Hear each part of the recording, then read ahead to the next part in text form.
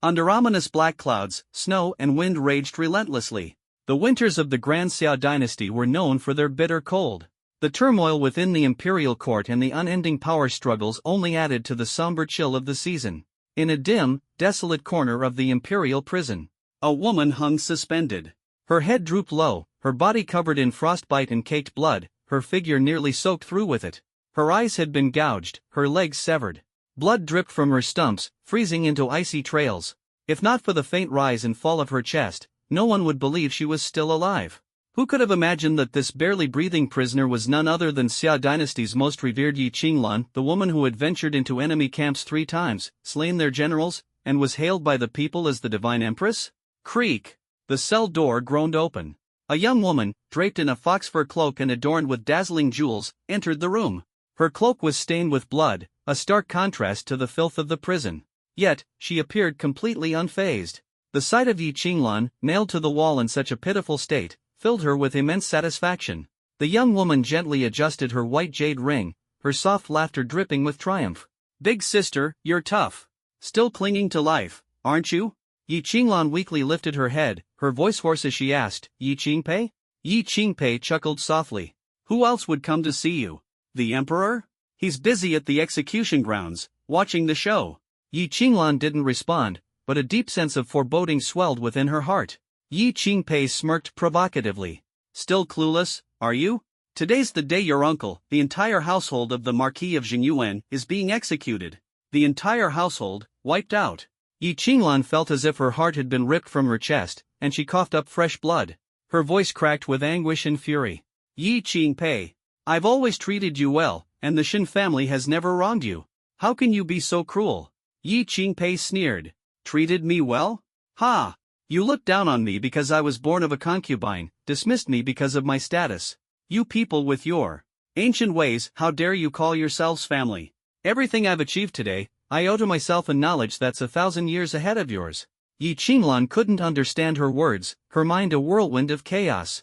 She could only recall how, after losing her parents at a young age, her uncle and aunt had raised her as their own. She had been too immature to see their discipline as care. She had mistaken the affection of her cousins for genuine love, and had even resented her elder cousin's concern. Now she realized it was all too late. Her uncle, aunt, elder brother, and even her young nephew who had just learned to walk, the entire household of 372 members of the Marquis of Jinyuan would perish all because of her. All because Yi Qinglan had been blind and fallen for the wrong man. She had thought Xiao Ji was her soulmate. For him, she had dragged her uncle's family into the battle for the throne. She had fought for him on the battlefield, risking her life to test poisons. She had transformed herself from an innocent girl into a sharp-edged weapon. When she was crowned empress, he had promised her the world, a lifetime of companionship. For him, she had subdued foreign tribes and eliminated dissent. But the moment Xiao Ji seized power, the very first thing he did was depose her. He accused her of treason, disregarded the Shin family's loyalty. He gouged out her eyes, severed her legs, and subjected her to torture while planning the massacre of her maternal family. And Yi Qingpei. She had once pitied her for the hardships of being a concubine-born daughter, supported her, treated her like a sister. Yet Yi Qingpei had secretly conspired with Xiao Ji while she was away fighting battles. These two despicable traitors. These two despicable traitors. As if finding Yi Qinglan's suffering insufficient, Yi Qingpei let out another mocking laugh. "Don't blame anyone but yourself, sister. Everything you've suffered, everything the Shin family is facing, it's all because of your stupidity. You think I ruined your relationship with the emperor? Wrong. From the very beginning, you were the other woman. If it weren't for your so-called phoenix destiny, do you think Xiao Ji would have even spared you a glance? He promised me long ago, once he became emperor, I would be his empress. And as for your precious phoenix destiny, so what? You and the Shin family were nothing but stepping stones for us. Your best friend, your childhood companions, even your entire Yi family, they all sided with us. Where do you think we got the evidence of the Shin family's rebellion? You and the Shin family, your fate was to be cannon fodder." Yi Qingpei's words were like daggers, each one tearing deeper into Yi Qinglan's already battered heart. Yi Qinglan clenched her teeth, blood streaming from her empty eye sockets. "Ah!" She threw her head back, wailing in agony, her cries soaked in blood and sorrow. "Xiao Ji! Yi Qingpei! Even if I become a ghost, I will never forgive you." Spurt! She coughed up one final mouthful of blood. The legendary empress of the Grand Xia dynasty, the unparalleled Yi Qinglan, died with vengeance in her heart at the age of 28. Yi Qinglan opened her eyes, only to see a canopy bed adorned with floral and avian carvings, its drapes covered in auspicious patterns. She was momentarily disoriented, realizing with a start that she was in her childhood bedroom. Could it be she hadn't descended into hell? Light, hurried footsteps approached her bed, and the room was suddenly filled with lively voices. "Miss, you're awake? Miss, are you hurt anywhere? Does your head still ache? Miss." Seeing the familiar faces of her four maids, Yi Qinglan finally smiled, a smile she hadn't worn in a long time. She thought to herself, perhaps death wasn't so bad. At least she could reunite with them. She held Shou Rong's hand, her eyes filled with guilt, and softly said, "It's my fault. I failed you all." Her four maids, each with exceptional talents, had all met tragic ends. Shuang, skilled in martial arts, had followed her into battle, only to die by an arrow on the battlefield. Yuk, intelligent and shrewd in managing finances, drowned in the estate's pond the second year after her marriage to Xiao Ji. Yuguan, lively and daring, a master of hairdressing, fell victim to the treacherous schemes of the imperial harem. Xiu Rong, proficient in medicine, lost her life trying to detoxify her, succumbing to backlash from the poison worms. Now that all her maids were here, she wondered, could her uncle's family be here too? But with what face could she see her uncle and aunt? Lost in sorrow, her maids, startled by her sudden apology, paled and knelt down together. "Miss, what are you saying? We failed to protect you, letting you fall from your horse and get hurt. We deserve punishment. Hearing you say this breaks our hearts." Fell from a horse? Yi Qinglan sat up. Shuang hurriedly handed her a cushion to lean on and said gently, "Miss, have you forgotten? You accompanied the eldest lady to Yuanlong Temple to offer incense. On the way, your horse suddenly spooked, and you fell and hit your head, remaining unconscious for 3 days. Yuguan, indignant, fumed, "You were sitting in a carriage, but the eldest lady insisted on a horse race. Snotsong is so close to you, how could it suddenly get spooked and throw you off? It must be Yuguan." Yuk interrupted her in a low voice, cautiously glancing at Yi Qinglan. "Miss, Yuguan talks too much, but she only has your best interests at heart." Yi Qinglan recalled the incident. It happened when she was 14. That was the year she fell head over heels for Prince Chang, Xiao Ji, and pursued him relentlessly. She looked down at her slender hands and her not yet mature body. Suddenly, she bit herself hard. Hiss! The pain was sharp. She was alive? Her maids panicked at once. Ignoring them, Yi Qinglan grabbed Xiu Rong's hand and urgently asked, "What year is it now?" While examining Yi Qinglan's hand, Xiu Rong replied, "Miss, did the fall muddle your mind? It's the 24th year of Xiping. The 24th year of Xiping. She was 14 again. She was back.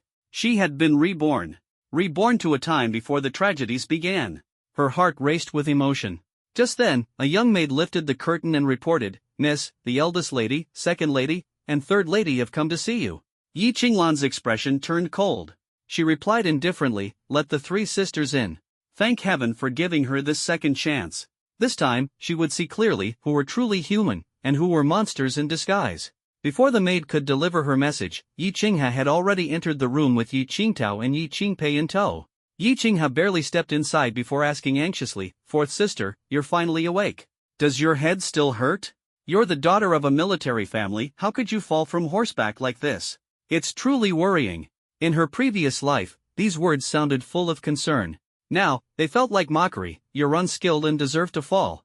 No wonder Yi Qingpei once called her stupid. Ha, she really had been foolish. Yi Qinglan was not one to be soft. Now that she detected the sarcasm, she responded sharply, "Did eldest sister come just to mock my incompetence?" The room fell silent. Yi Qingtao quickly stepped in to smooth things over. "Fourth sister, don't say that. Eldest sister is worried about you. Grandmother and aunt punished her because of your fall." Yi Qingpei added teasingly, "Who doesn't know that fourth sister is grandmother and aunt's favorite? The rest of us can't compare." Yi Qinglan quietly looked at Yi Qingpei. Yi Qingpei noticed her gaze. It was deep, like a brewing storm about to engulf her. But she thought to herself, these ancient people were simpletons, and Yi Qinglan was the simplest of all. No matter how she pretended, she was just a fool. Yi Qinglan lowered her head, ignoring her, and instead asked her personal maid, "Yuk, I've only been asleep for 3 days. Has the great Xia dynasty's etiquette changed? Can daughters from branch families address me as sister?" Quick to react, Yuk answered, "Miss, the rules of Great Xia remain unchanged. There is still a distinction between legitimate and illegitimate offspring. The third lady should have first paid her respects to you." Yi Qinglan replied, "Third sister, did you hear that? I call you sister out of courtesy. Grandmother often reminds us that decorum must not be abandoned. Third sister, please make up for the courtesy you missed earlier." Yi Qingpei was filled with humiliation. Since she entered this household, she had used petty tricks to win over everyone.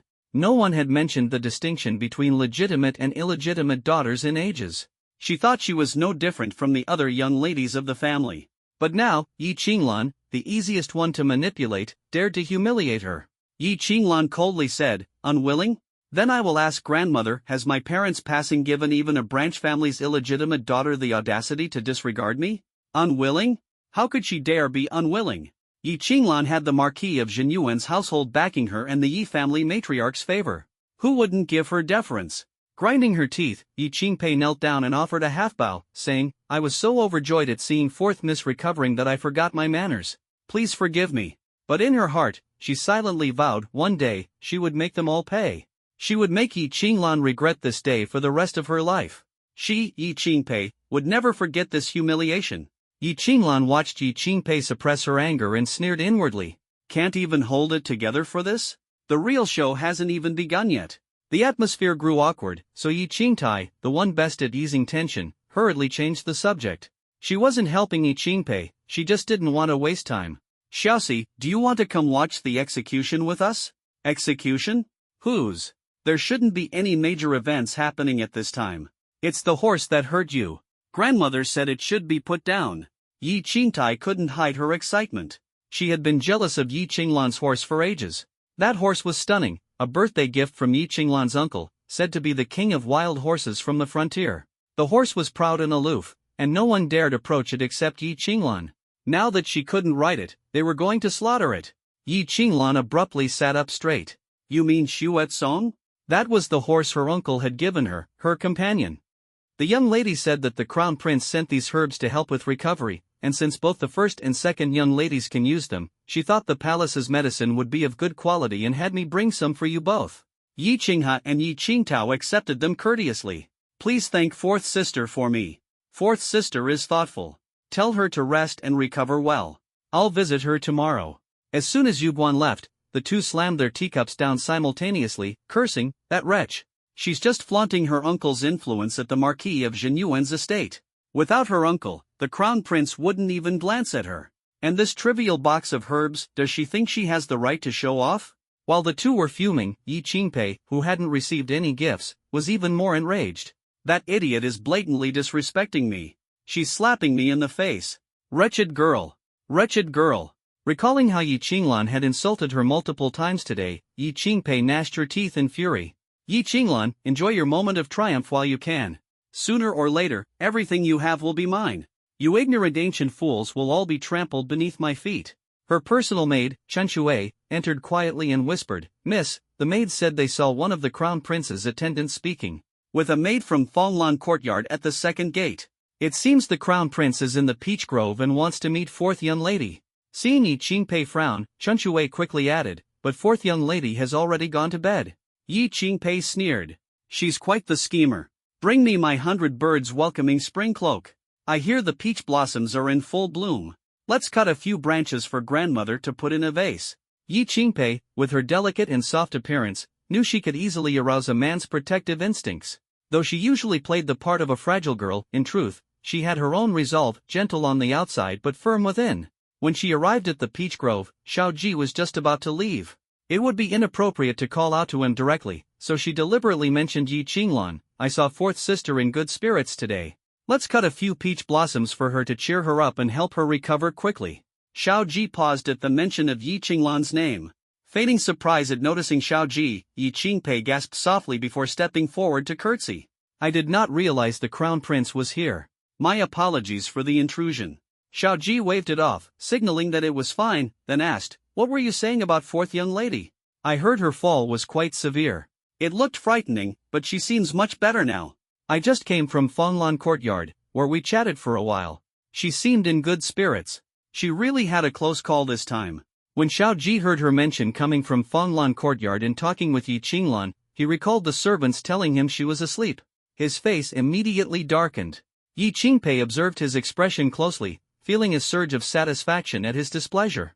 The crown prince, born into nobility, was outwardly courteous but had no tolerance for being slighted or deceived. She commented casually, "Everyone says fourth sister is fortunate to have the Marquis of Genuine's support, but I'm not so sure it's a blessing." "What do you mean?" "Starting last year, many suitors came seeking fourth sister's hand. I can't tell if they were interested in her or in the Marquis' influence."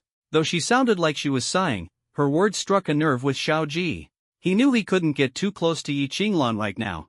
Even the women in her circle had seen through those suitors' ulterior motives. If his actions were noticed by his brothers, it could stir up trouble. The emperor was deeply distrustful, always fearing someone would covet the throne.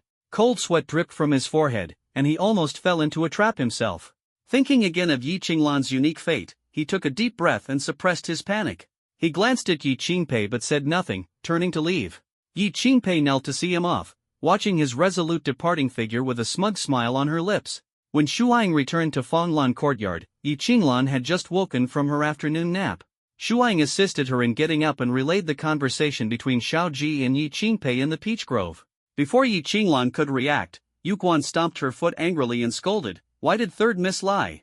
When did she come to Fanglan courtyard to speak with? Miss? Saying that before Prince Cheng, does she want him to think Miss is arrogant and dismissive of him? Especially when Miss is so gravely injured." Xiaorong was equally incensed. "Miss has shielded her from so many troubles, yet she schemes against you behind your back." Yuk remained silent, recalling the changes in Miss's attitude toward her sisters and Prince Chang after waking up. She believed Miss had already seen through the truth. Yi Qinglan had indeed seen through it, but at a tremendous cost. In hindsight, the truth was obvious if only she had paid closer attention. Yet, in her past life, she had been blind, deceived for a lifetime, dying a tragic death and implicating her uncle's family. Now, she saw clearly what she had failed to understand back then. That time Xiao Ji had invited her to the peach grove, his demeanor warm and solicitous, only to grow cold and indifferent afterward as if the meeting had never happened.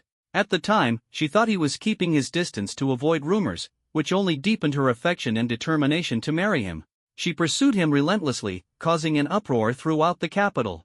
In the end, she resorted to drugging and trapping him, forcing him to marry her. Looking back now, his change in attitude stemmed from Yi Qingpei's warnings. So, they had been connected all along? Xiao Ji was deeply calculating. As a prince born to a palace maid, without a powerful maternal family, he had to tread carefully in his quest for the throne. Every step, every decision, every relationship had to serve his ambition. But what did he see in forming a connection with Yi Qingcheng? Yi Qingcheng was the eldest legitimate son of her eldest uncle. Yet, her uncle was merely a mid-ranking official in the Ministry of Justice, and her third uncle a scholar at the Imperial Academy. What could the Yi family possibly offer to attract Xiao Ji's attention? Could it be her? In her past life, the Yi family had gone to great lengths to support her marriage to Xiao Ji. Her sisters had worked tirelessly to help. Was it merely to secure a connection to the royal family, or had Xiao Ji already struck a deal with them? Yi Qingpei claimed the Yi family had sided with them long ago. Just how long ago was this long ago? Had it already started? No rush, she would uncover the truth. For now, she had to think about how to face her uncle. In her past life, her uncle had returned to the capital 3 days later. Back then, out of fear that her uncle would blame her family for her fall and not wanting to worry him or her aunt, she concealed her injuries during their visit. Her uncle had always felt guilty for leaving her in the Yi family's care. Seeing her close to the Yi family, he assumed they had treated her well, which led him to support them wholeheartedly, advancing her eldest and third uncle's careers. With the Marquis of Genuine's household as their backing, the Yi family indeed reaped many benefits. But Yi Qingpei's dying words revealed that the Marquis of Genuine's household had been falsely accused of treason, and the fabricated evidence was tied to the Yi family. This time, she would not let her uncle be deceived by such wolves in sheep's clothing. She would protect her uncle's family at all costs. 3 days later, Yi Qinglan obtained the token of permission from the Yi matriarch to leave the house. Accompanied by her 4 maids and a group of guards, she headed grandly toward the pavilion 10 miles outside the city. After waiting for over an hour, a scout returned with news that the Marquis of Genuine's family was just 2 miles away. Yi Qinglan, overcome with urgency, climbed into her carriage and insisted on meeting them halfway. From afar, she saw a cloud of dust rising. A large procession was rapidly approaching. 2 young men on horseback led the way. Yi Qinglan stepped down from the carriage and stood by the roadside, her eyes brimming with tears as she gazed at the 2 spirited young men. They were her elder cousins, Xin Yuan and Xin Huan. It had been 10 years since they parted. She had been just 4 years old when the Shin family left for the borderlands. Now, though she could recognize them, her two cousins could not recognize her. Shuang ran ahead to deliver the news. Upon hearing it, the two horses immediately quickened their pace, galloping straight toward Yi Qinglan. From the central military tent, another carriage raced out. Watching her family rush toward her, Yi Qinglan's tears fell like rain, nearly causing her to lose her balance. The lady inside the carriage pulled back the curtain, and upon seeing the tearful Yi Qinglan, she too began to cry out of heartache. Before the carriage even came to a full stop, Lady Su, the Marchioness of Xinyuan, leapt down nimbly and tightly embraced Yi Qinglan. When she saw the bandages on Yi Qinglan's head, Lady Su cried out, "My child, how did you get hurt like this? Who did this to you?" Her voice carried a faint edge of murderous intent. Xin Yuanshan stepped forward angrily, demanding, "Who dared bully my Jiaojiao while I was away from the capital? Jiaojiao, tell your uncle, and I'll make them pay." This unconditional protection brought Yi Qinglan both pain and guilt, making her tears flow even harder. Xin Yuan, ever the steady one, gently advised, "Mother, let's help our cousin onto the carriage first. She looks very weak." Yi Qinglan carefully withdrew from Lady Su's embrace and choked out a formal greeting, "Jiaojiao greets uncle, aunt, and my two elder cousins." Xin Yuan and Xin Huan were delighted to hear her call them brothers instead of cousins. Xin Huan jumped out, grinning mischievously, and said, "So this is the Jiaojiao sister that father and mother always talk about. Don't cry anymore. Your brothers brought lots of fun things for you. If anyone bullies you, just tell us, and we'll stand up for you." Yi Qinglan wiped her tears and smiled. "I know. Now that uncle, aunt, and my brothers are back, Jiaojiao has someone to rely on." She knew this was exactly how they acted in her past life. However, these words carried a different meaning for Xin Yuanshan and his wife. "What? Jiaojiao really suffered grievances? Who dares to bully my Jiaojiao?" The Marquis Xinyuan and his two sons, who held military ranks, had to enter the city with the army to present their victory. Yi Qinglan followed her aunt back to the Xinyuan Marquis residence first. The servants had already cleaned the residence thoroughly. Madame Su held Yi Qinglan's hand tightly, scrutinizing her carefully. "When your uncle and I were ordered to move north with the family, you were the one we worried about the most. If it weren't for the Yi family's refusal and the harsh conditions at the border, we would have taken you with us. Even though we've been far away all these years, we've always paid attention to the capital and the Yi family, always keeping an eye on you." Madame Su paused slightly before continuing, "Jiaojiao, about you and Prince Chang." Yi Qinglan interrupted her. "Aunt, don't worry. There's nothing between me and Prince Chang. We only met twice before, once at a flower festival with my eldest and second sisters." Hearing this, Madame Su seemed to breathe a sigh of relief. "Jiaojiao, though your parents passed away early, your uncle and I see you as our own daughter. If you truly like a prince, with your uncle's military merits over the years, it's not impossible. It's just that we worry that someone might target uncle's military achievements and status, pretending to be kind to me to use me to tie down the Shin family. Don't worry, aunt. I see things clearly now and won't fall for it again. The cost of being deceived was too great. In this life, she would never repeat the same mistakes. This time, she would seek revenge, protect her family, and ensure her fate wouldn't be controlled by others. Everything she wanted, she would fight for herself." Seeing Yi Qinglan's clarity and determination, Madame Su felt slightly reassured. When they left the capital, Jiaojiao was only 4 years old, and they had always worried she might be spoiled. It was all too easy to ruin an orphan. Just excessive flattery would suffice. That way, they wouldn't lose the reputation of caring for an orphan while maintaining absolute control over Jiaojiao, using her to manipulate the Xinyuan Marquis residence. But now, it seemed Jiaojiao was well aware of these matters, which was a relief. Otherwise, the couple wouldn't know how to face her exceptional late mother in the afterlife. However, what happened to the injury on your forehead? Why would you fall off a horse for no reason? Your uncle taught you to ride when you were only 2 years old. Have you neglected your riding skills over the years? Yi Qinglan shook her head. No. In fact, her equestrian skills had been her pride among the noble ladies of the capital in recent years. When she was younger, her aunts indulged her idleness, and she had reveled in it. But later, realizing she was falling behind others, she began to feel a vague sense of unease, though it was already too late. After marrying Xiaoji, she endured much hardship to match his status. Yet in the eyes of others, she remained the frivolous and incompetent daughter of the Yi family, valued only for having a powerful uncle. Then why? Yi Qinglan didn't answer. Instead, Yuguan, her maid, spoke up indignantly, "Madam, I've always felt there was something suspicious about Mrs. Fall from the horse. That day, the eldest miss insisted on taking Miss to the temple to offer incense. She refused to ride in a carriage and insisted on a horseback race with Mississippi. Snowmane, the horse the master gifted Miss for her birthday, has always been her favorite, and the horse is very close to her. But that day, it suddenly panicked and threw Miss off. I saw it clearly. Snowmane went berserk all of a sudden. It must have been the eldest miss and her group who did something. Yi Qinglan interrupted calmly, Yuguan, you talk too much. But Yuguan's words had already made everything clear to everyone. The Shin family were all sharp-minded, especially Madame Su, who managed both the household and the battlefield with seasoned expertise. With just a few words from Yuguan, countless entanglements and schemes surfaced in their minds. They mulled it over quietly but refrained from saying much. After all, Yi Qinglan was a Yi by blood, and the Yi family was her home. They weren't sure of her stance toward the Yi family and didn't want to risk upsetting her. Yi Qinglan wasn't in a hurry to reveal the truth about the Yi family to her aunt just yet. Her inexplicable fall from the horse was enough for now to plant a seed of doubt about the Yi family in her uncle and aunt's minds. That way, they wouldn't be easily led by her eldest uncle or third uncle and manipulated at her expense.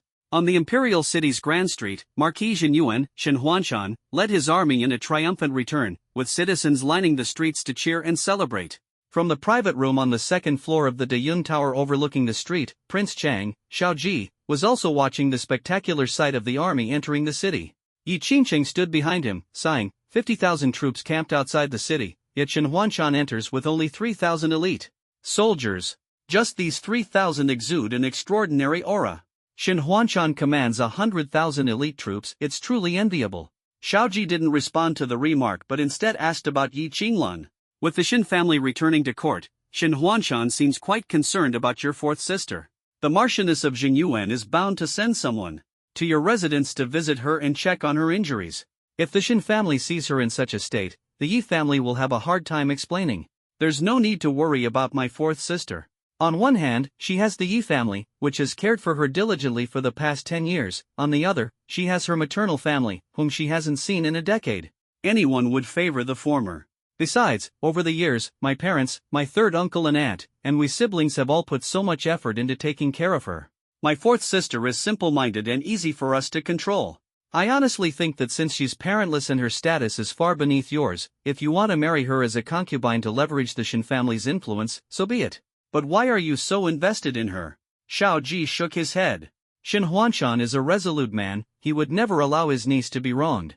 Moreover, the Shin family's support is something I value greatly. The position of princess consort isn't out of the question. Who knows what the future holds? Seeing Xiao Ji's firm stance, Yi Qingcheng dropped the matter, instead half-jokingly saying, pity my elder and second sisters, so devoted to you that they endure the pain of matching you with another. If you ever achieve your aspirations, don't forget their sacrifices. Xiao Ji solemnly replied, if the Yi family helps me fulfill my ambitions, I, Xiao Ji, will not forget this debt of gratitude. Yi Qinglan dined that evening at the Jinyuan Marquis residence. Shin Yuanshan and Shin Yuan had stayed behind with the emperor to attend the victory banquet, while Shin Huan had returned home first. Father and eldest brother's military achievements this time are enough to elevate the Shin family even further. I expect the decree of rewards will arrive in a few days. The Jinyuan Marquisate is currently a first-ranked noble title. The only step above would be the extraordinary rank of duke. In her previous life, her uncle had used his military merits to secure an imperial marriage decree for her, salvaging her reputation after the shame of losing her chastity before marriage. From ancient times, emperors have always feared powerful subjects overshadowing their authority. Her uncle's rejection of rewards in exchange for her dignity had fit perfectly with the emperor's intentions. In this life, without her dragging him down, her uncle should be granted the title of duke, though he would likely have to relinquish his military power in return. The Hongguang Emperor of Daxia is a man who tolerates no threats, with an obsessive grip on the reins of power. Her uncle's illustrious military achievements and soaring reputation over the years would inevitably stoke the emperor's suspicions. After all, throughout history, emperors have never tolerated subordinates whose power eclipsed their own. In earlier years, when the borders were unstable, the emperor needed him to guard the frontiers. But now that the borders are calm, the emperor might well enact the old adage, when the birds are gone, the bow is put away. In the imperial study of the Hongguang Emperor of Daxia, a mythical beast incense burner emitted a gentle wisp of dragon-flavored incense, its fragrance permeating the room. The emperor, fresh from the palace banquet, appeared slightly tipsy, his mood evidently buoyant.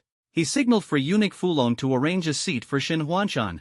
Once Xin Huanshan had bowed and taken his seat, the emperor smiled and said, "I am pleased today. You have guarded the frontier for 10 years, and this time you ventured deep into enemy territory to capture the Wuhuan king alive, securing 20 years of peace for Daxia. Your achievements are monumental. Tomorrow, I shall grant you the title of duke." Xin Huanshan immediately knelt to express his gratitude but humbly declined the honor. Understanding the emperor's wariness, he dared not claim credit. "Your Majesty, this victory is the result of the army's collective effort and sacrifice. I merely fulfilled my duty. Please reward the soldiers and take care of the families of the fallen." The emperor waved his hand to interrupt him. "Rest assured, all deserving will be rewarded. Your eldest son captured the Wuhuan king alive with both courage and strategy, both you and he merit recognition." Xin Huanshan bowed deeply. "If I must be rewarded, I do not seek a noble title. I ask only that my military achievements be used to grant my niece the right to choose her own marriage in the future." "Your niece? You mean the orphaned daughter of Scholar Yi and your legitimate sister?" Mention of his late sister brought a trace of sorrow to Xin Huanshan's face, but he replied, "Indeed. Scholar Yi and your sister were a renowned couple in their time. It was a tragedy they perished while serving the court. I should indeed look after their daughter." After a moment of contemplation, the emperor said, "Very well. I will grant her the title of County Princess Jialan, with Huayuan and Sinan counties as her fiefdom.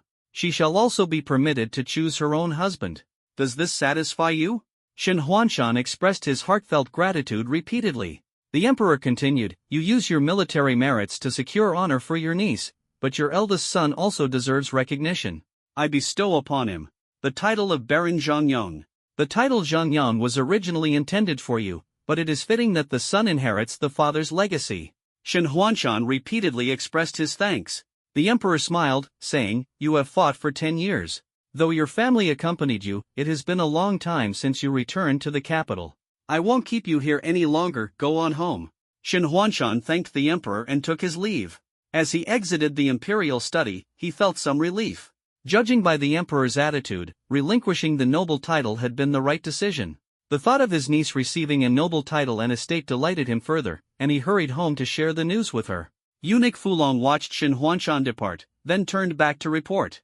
The emperor leaned lazily against a soft couch, closing his eyes to rest. This is the 9th excerpt out of 405.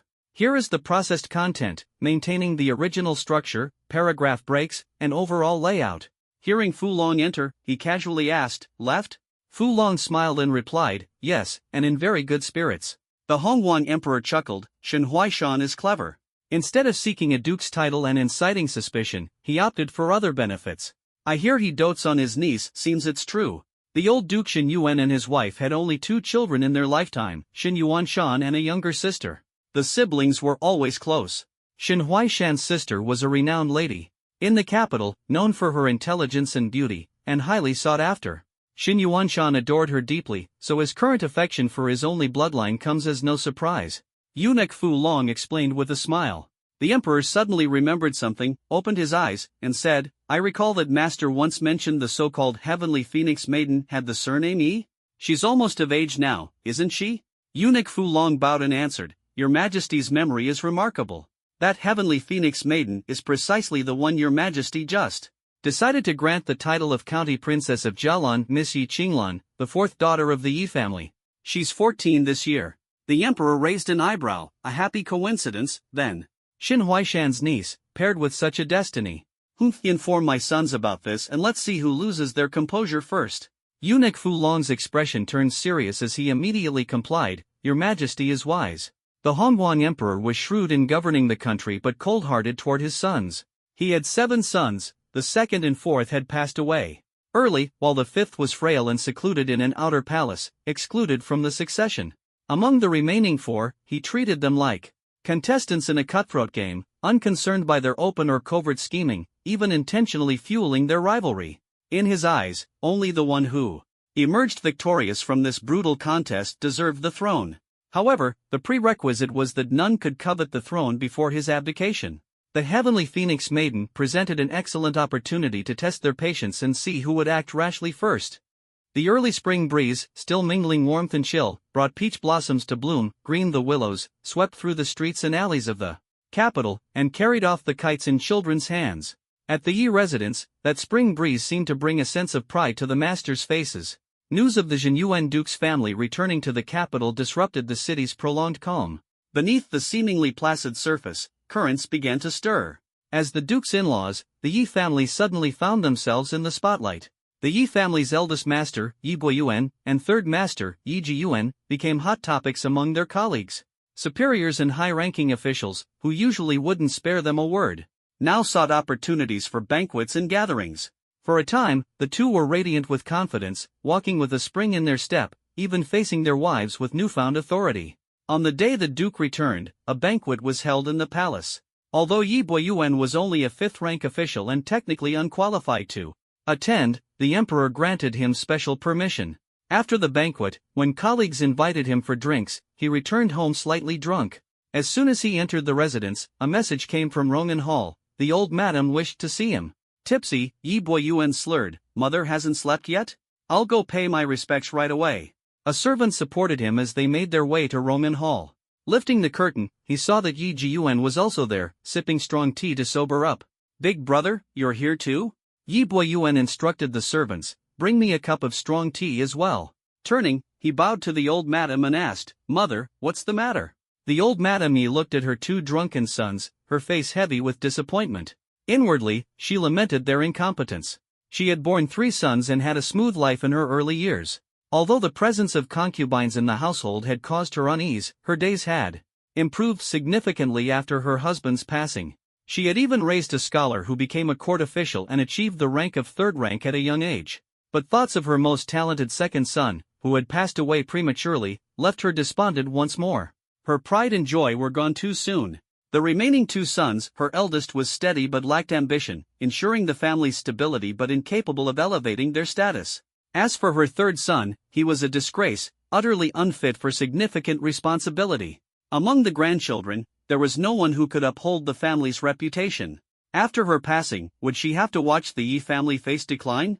It seemed increasingly likely that the family's future lay in the hands of the second household. Her thoughts turned to the recent gesture from Prince Chang, who had personally delivered medicine to the 4th young lady. The old madam's eyes grew contemplative. Prince Chang's overtures toward the 4th young lady made his intentions clear. He valued her connection to the Jinyuan Duke's household. If the Yi family could provide a royal consort, or even a queen, their prosperity would be secured for at least 3 generations. Should the 4th young lady prove capable and bear a royal heir or even a crown prince, the Shin family's power, though vast, would inevitably draw imperial suspicion. In contrast, the Yi family, as legitimate in-laws, could reap greater benefits. Prince Chang was shrewd, but his maternal family was powerless, and he lacked favor. Marrying him carried risks for the 4th young lady. Such a rare opportunity must not be squandered lightly. The old madam dismissed the servants and asked her 2 sons, "What are your thoughts on the Jinyuan Duke's return to the capital?" Yi Jiyuan, recalling the flattery he had received at the banquet earlier, laughed, "It's fantastic news. Tremendous news."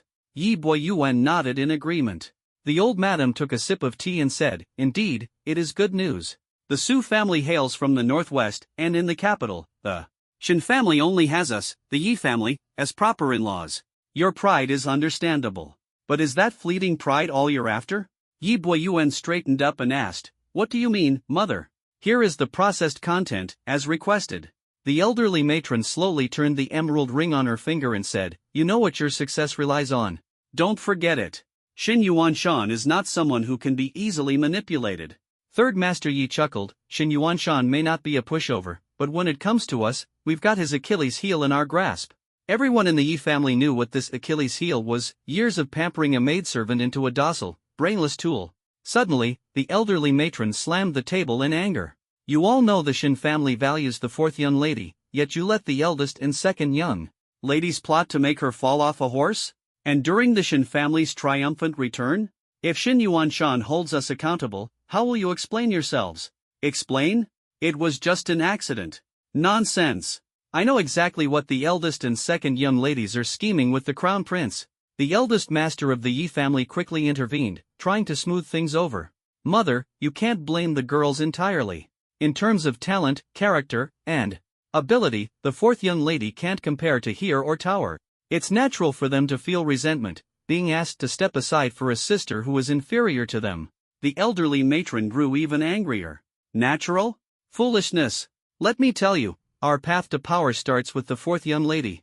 Without her, how could the eldest and second young ladies dare to dream of royal or noble marriage alliances, let alone entertain fantasies about the imperial family? Go back and tell your wives and children, the past decade was spent appeasing them, and they must continue to be appeased. Put an end to any petty schemes. Whoever jeopardizes the Yi family's future will find themselves with no future. The two sons were left speechless by the matron's scolding. The early spring night wind was bitterly cold. As they stepped outside, the chill sobered them up completely.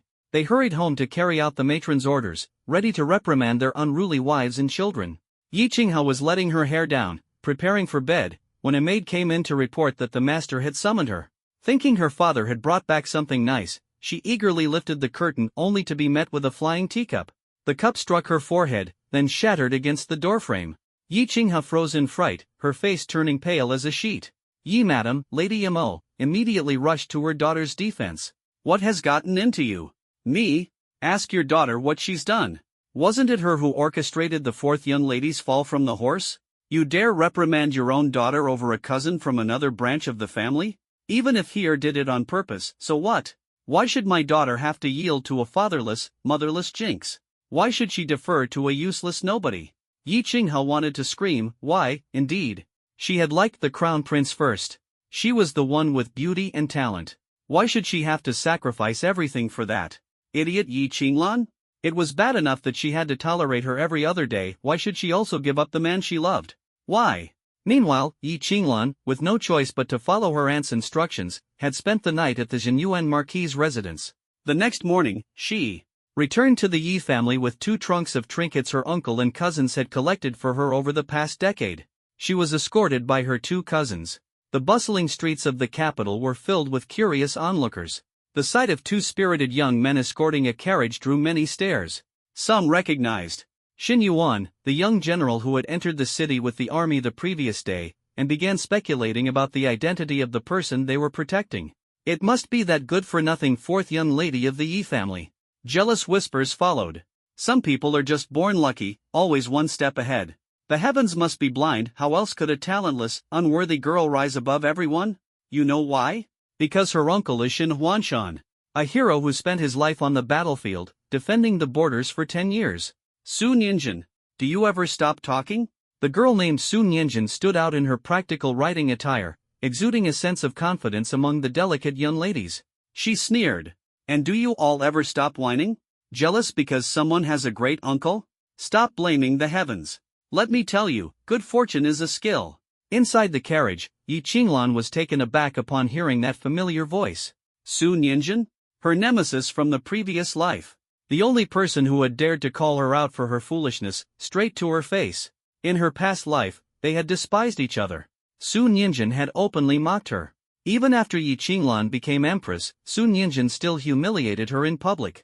Su Ninjin had said, Your Majesty, don't get too comfortable. You're nothing more than a stepping stone for someone else's rise. You wasted your life on a man, and now the Shin family's loyalty must pay the price for your folly.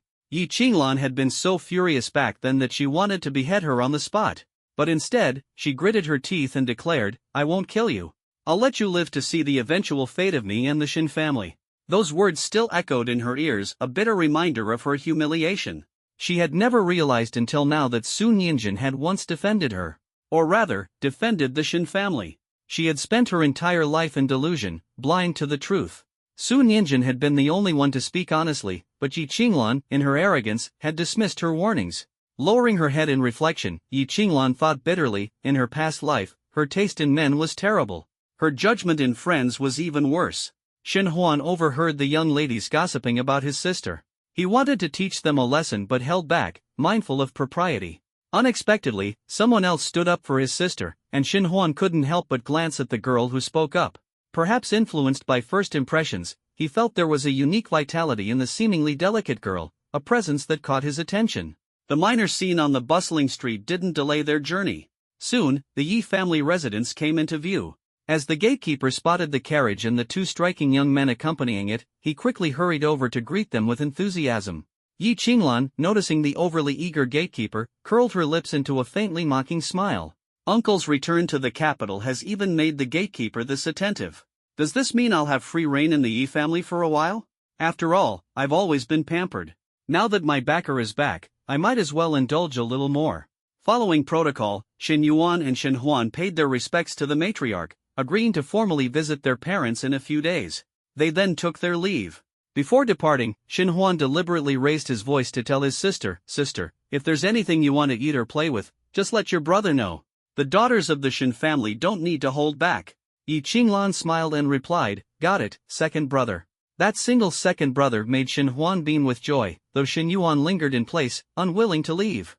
Yi Qinglan, seeing through Shen Yuan's reluctance, gently reminded him with a smile, "Big brother, please take care on your way back. I'll visit uncle, aunt, and my two dear brothers in a few days to catch up." Both Shen Yuan and Shen Huan left, satisfied.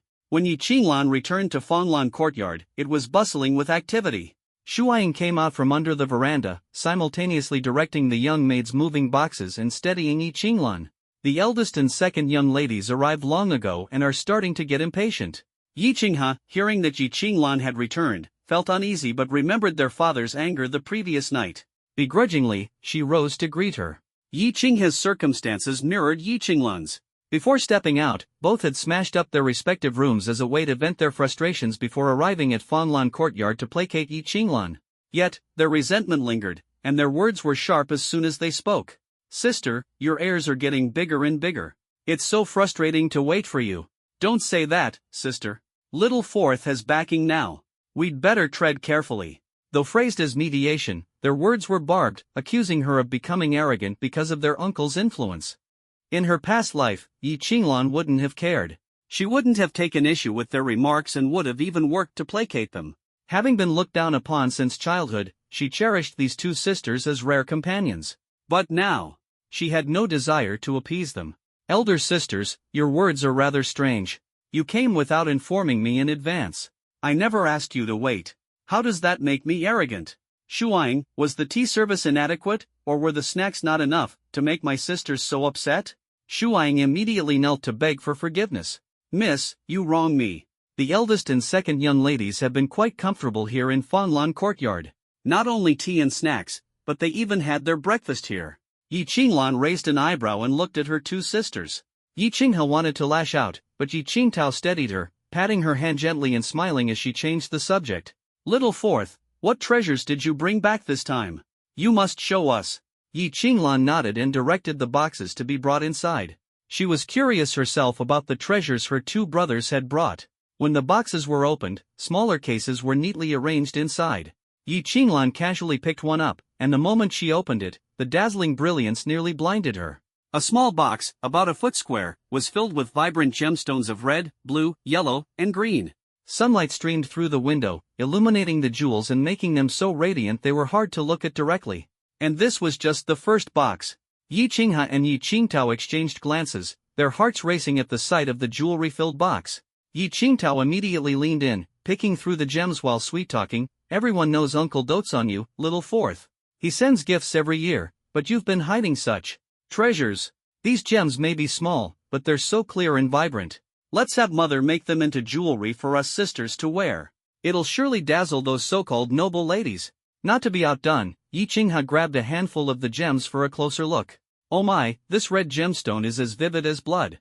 If made into a set of hair ornaments, it would be stunning. Little Fourth, I'll take this red gemstone. You're fair-skinned, so it wouldn't suit you well." As she spoke, she reached for another box. Watching their practiced motions, Yi Qinglan wasn't surprised. Every time Uncle sent gifts in the past, these two sisters would always claim the best pieces first. Back then, she had believed that sisterly bonds outweighed material possessions. A few kind words were enough to make her happily let them take whatever they wanted. Why hadn't she noticed how greedy they were before? "Sisters, I think you should put my things down. These treasures were painstakingly collected by my two elder brothers over 10 years as part of my dowry, not something to be casually given away. And as for those little items you borrowed before, in hindsight, they were gifts from my uncle to show his affection for me. I think it's time you returned them." Yi Qinghe and Yi Qingtao, having been forced by their father to visit Fanglan courtyard and make amends, were already feeling aggrieved. Their anger momentarily subsided upon seeing the abundance of jewelry, but what was this little wretch Yi Qinglan implying? She wasn't going to share the gemstones? And she wanted them to return what they'd taken? Yi Qinghe couldn't suppress her fury and sneered, "Fourth sister, already thinking about marriage? Don't forget, your last name is Yi. Whether you can marry or whom you marry isn't up to your uncle to decide." She believed she had struck a nerve. After all, with their grandmother too old to manage household affairs, the Yi family was now under her mother's control. Yi Qinglan's marriage? That was entirely up to her mother. As for Prince Chang, a royal of such high status, how could he truly be interested in her? Yi Qing had dropped the gemstone in her hand, waiting for Yi Qinglan to beg her. At that moment, an old servant woman from Roman Hall entered, urging, "Mrs., you need to wash up and change quickly. There's an imperial decree coming to the front courtyard. The messenger will be here any moment." The room fell silent. An imperial decree? Why would the emperor issue an edict to a household of minor officials like theirs? By the grace of heaven, the emperor decrees, Yi Qinglan, orphan daughter of Yi Zhongyuan, former vice-censor-in-chief, is virtuous and well-mannered, noble yet humble, graceful and serene, gentle and just, with an upright character and kind disposition. She is hereby conferred the title of County Princess Jialan, with the counties of Huayuan and Sinan as her fiefdoms, and is granted the right to choose her own marriage. So decreed. The imperial decree sent shockwaves through the Yi household. The old madam and others were flustered. Why had the emperor suddenly bestowed the title of county princess upon the fourth girl? And granting her the right to choose her own marriage, was this to prevent the Yi family from interfering? Did the emperor know about the Yi family's schemes and intend this as a warning? Yi Qinghe and Yi Qingtao's faces turned ashen. They had just been lording over Yi Qinglan moments ago, and now she was a county princess with the authority to dictate her own marriage. Didn't that mean her status now surpassed everyone else in the Yi household? And even her marriage was no longer under their control. The main members of the Yi family were all deep in thought, filled with unease, while Yi Qinglan remained calm and collected. She had already learned last night at the Marquis of Zhenyuan's residence about her uncle's petition for her title. A wave of emotion welled up in her heart. Her uncle had spent his life defending the nation, with his entire family stationed at the border for 10 years. The bitter cold and constant warfare they endured during those years, how much hardship had they faced? And now, her uncle had traded those 10 years of military service for her title and the right to choose her marriage. Uncle! 1,000 thoughts tangled in her mind, and yet all she could utter were those two words, not knowing what else to say. Shen Huanshan waved his hand, saying, "Jiao Jiao, don't overthink it. My rank as marquis is already quite high. Climbing any higher might arouse the emperor's suspicion. It's better to voluntarily take a step back and secure tangible benefits. As for your brothers, they'll forge their own paths. I just want you to live happily." The Marchioness of Zhenyuan, Madame Su, also held Yi Qinglan's hand to comfort her. "This is something your uncle and I decided long ago. Jiao Jiao, you're a girl. Marriage is a life-changing matter. If you marry the wrong person, it could ruin your entire life. Since you bear the Yi surname, we can't openly defy their wishes when it comes to your marriage. But once the emperor's decree granting you the right to choose your husband arrives, things will be different. From then on, unless you agree, no one can use marriage to control you." Who could have guessed that after hearing her aunt's comforting words, someone would try to threaten her with marriage the very next day? All because she didn't fall for their tricks like before, didn't cater to their demands, and didn't hand over her gemstones. This decree couldn't have come at a better time. The chief eunuch bypassed the Yi family elders and delivered the decree directly to Yi Qinglan. Shuang then took the county princess's ceremonial attire and golden scroll from the junior eunuch. After expressing her gratitude and handing over a red envelope, Yi Qinglan watched as the chief eunuch left with a smile. Holding the decree, Yi Qinglan approached the now pale-faced Yi Qingtao. "Big sister, what were you saying earlier? Something about my marriage?" Yi Qinghe wanted to explode, to scream, to tear apart the smug little brat standing before her. But when she caught sight of the warning looks from her grandmother and father, she felt nothing but suppressed rage and grievance. She could only force a smile and say, "It's nothing. Congratulations, little sister. And the gemstones I offered earlier, do you still want them?" Yi Qinghe's strained smile began to falter, her facial muscles twitching as she forced herself to say, "I was joking earlier. Don't take it seriously, little sister. Oh, and the things you borrowed before. I'll return them. I'll sort them out and return them to you." Yi Qinglan smiled sweetly, watching Yi Qinghe's twitching face with great interest, as though admiring a fine piece of art. Just as Yi Qinghe was about to lose her temper completely, the old madam intervened sternly, "That's enough. This is a joyous occasion for the Yi family. The emperor personally conferring a title is an extraordinary honor. Have the kitchen prepare a feast, and let's celebrate properly." The crowd suddenly buzzed with excitement. Regardless of sincerity, this was undoubtedly an honor for the Yi family. The emperor's decree of reward, how could anyone not be pleased? Yi Qinglan's gaze swept toward a corner, where a woman lingered in the shadows, hidden behind the others. Normally gentle and obedient, her expression now dark and brooding when she thought no one was watching. It was Yi Qingpei. Raising an eyebrow, Yi Qinglan recalled the words Yi Qingpei had said to her in the prison of her previous life. This time, let's see who ends up as the stepping stone. Yi Qinglan mused, pondering where to begin her counterstrike. The edict issued by Emperor Hongguang not only shook the Yi family but also caused a stir throughout the capital, especially in the households of the imperial princes. Last night, the news of the heaven-ordained Phoenix Maiden had already circulated. Today, the emperor personally conferred a title upon her and even allowed her to choose her own marriage partner. Such moves inevitably sparked speculation. At the Prince of Cheng's residence, Xiaoji sat in his study, holding a cup of hot tea as he gazed absent-mindedly at the blossoming peach trees outside the window. His advisor, Mr. Zhang, spoke urgently. We thought we had the upper hand upon hearing about the Phoenix Maiden first. But now, it seems the other princes are in the loop as well. Who could be behind this? Xiaoji took a sip of tea, his expression calm. Who else could it be? It must be my father. He's using this as a pretext to pit us against each other. Now is not the time to act rashly. Let's take a step back. My father isn't one to let anyone easily covet his throne. Those eager to act would seal their own fates without any intervention from him. Why rush? It was better to sit back and observe. Speaking of the Phoenix Maiden, Xiaoji thought back to the way she had gazed at him, her infatuation written all over her face. He lowered his head and smiled faintly. Just a foolish child. Since she was already so deeply enamored with him, how could she possibly fall into the hands of someone else? He was quite looking forward to seeing how his brothers would play their hands.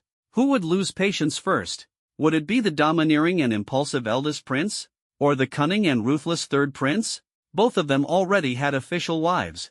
If they tried to make Yi Qinglan a concubine, not only would their actions provoke their father, but her uncle, Shen Huanshan, who dotes on her immensely, might turn a marriage proposal into a declaration of enmity.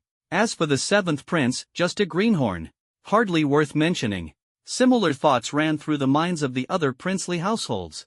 What no one knew was that on the same day Yi Qinglan woke up, a major event was unfolding at the Marquis of Ronggua's residence, the maternal family of the current empress. The event was significant enough to impact the fate of the Great Xia dynasty and its political landscape.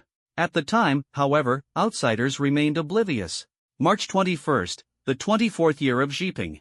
The young Marquis Wei Shi galloped his horse through the main streets of the capital, causing chickens to scatter and dogs to flee, leaving chaos in his wake and startling countless people. Visitors from out of town, baffled by the commotion, couldn't help but ask, who dares act so brazenly in the emperor's city? Locals, however, knew the answer. It was none other than Wei Shi, the youngest brother of the empress and the youngest marquis in the Great Xia dynasty, infamously known as the #1 rake of Great Xia. Rumor had it that while he toned down his antics slightly in the emperor's presence, he showed no restraint in front of the empress herself.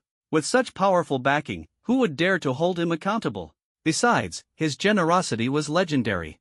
Street vendors preferred having their stalls overturned by him, as his compensation would often equal half a year's earnings.